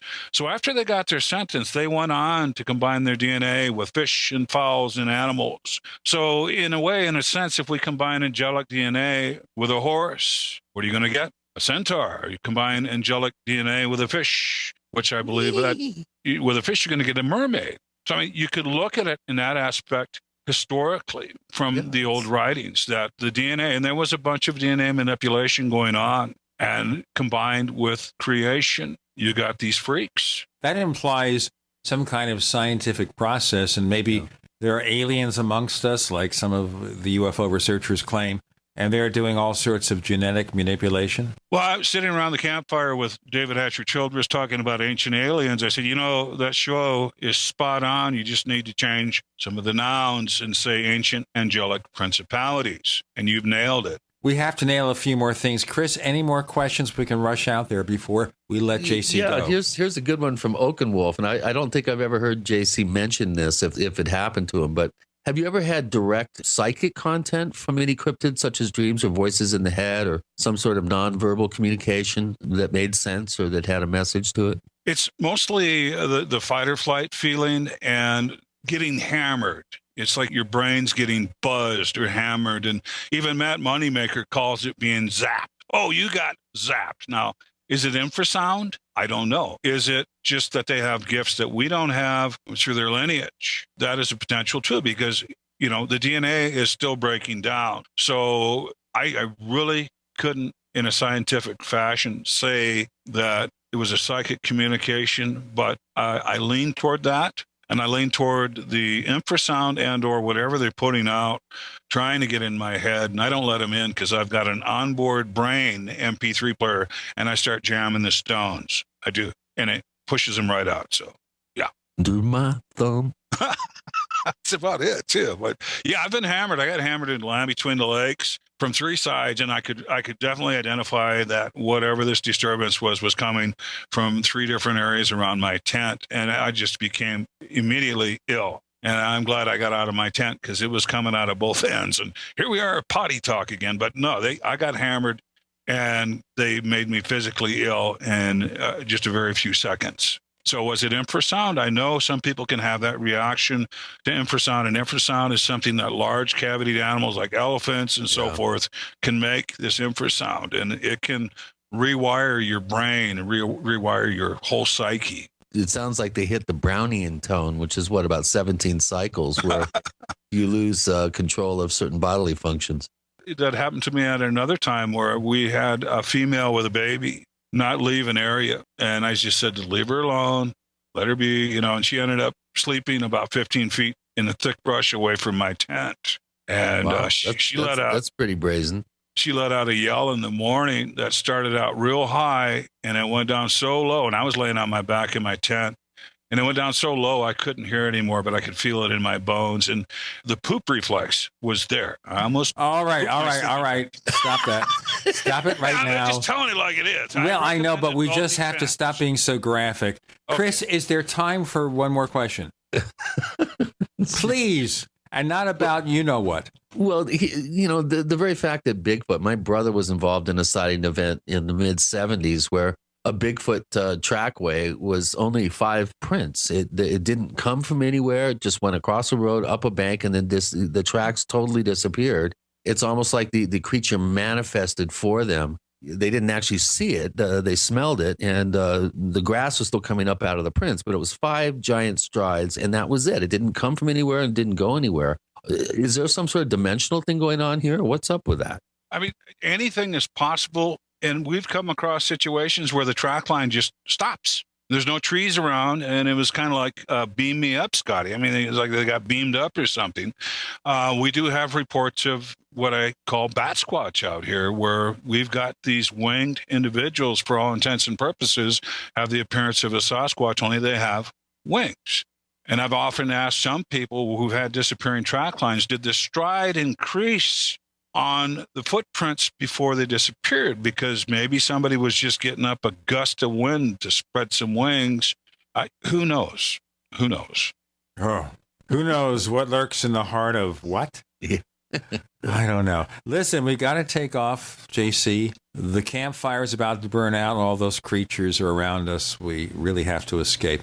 Grab your flashlight. I think the battery's down. JC, tell our listeners, please, where they can find more of your stuff. Oh, definitely go to our YouTube channel, Crypto Four Corners, or you can find it under JC Johnson. I believe we've probably got about 46 videos there of investigations in different types of situations. And go there and check it out. Go look at the works and so forth. And then anybody that wants to see our documentary, Navajo Skinwalkers and Legends, I do have a private link on YouTube, just contact me in person. You can find me on Facebook. You can contact me on our YouTube channel. We'd just like to have real people looking at the documentary at no charge. So that's available to you also. You can find Chris O'Brien at OurStrangePlanet.com. OurStrangePlanet.com. As we speak, Stalking the Herd, huge volume of solid, incredible information is at the printer. You'll be able to get your copy real soon now. You can find us on Twitter. We're known as The Paracast. We are The Paracast on Twitter. Or go to theparacast.com, check out our site, check out every single episode. Still available for download from 2006 on. Onward and upward. J.C. Johnson, thanks for joining us on The Paracast. Thanks for having me, gentlemen. God bless you. Everyone stay safe out there. Keep your powder dry, your plan a secret, and keep your head up.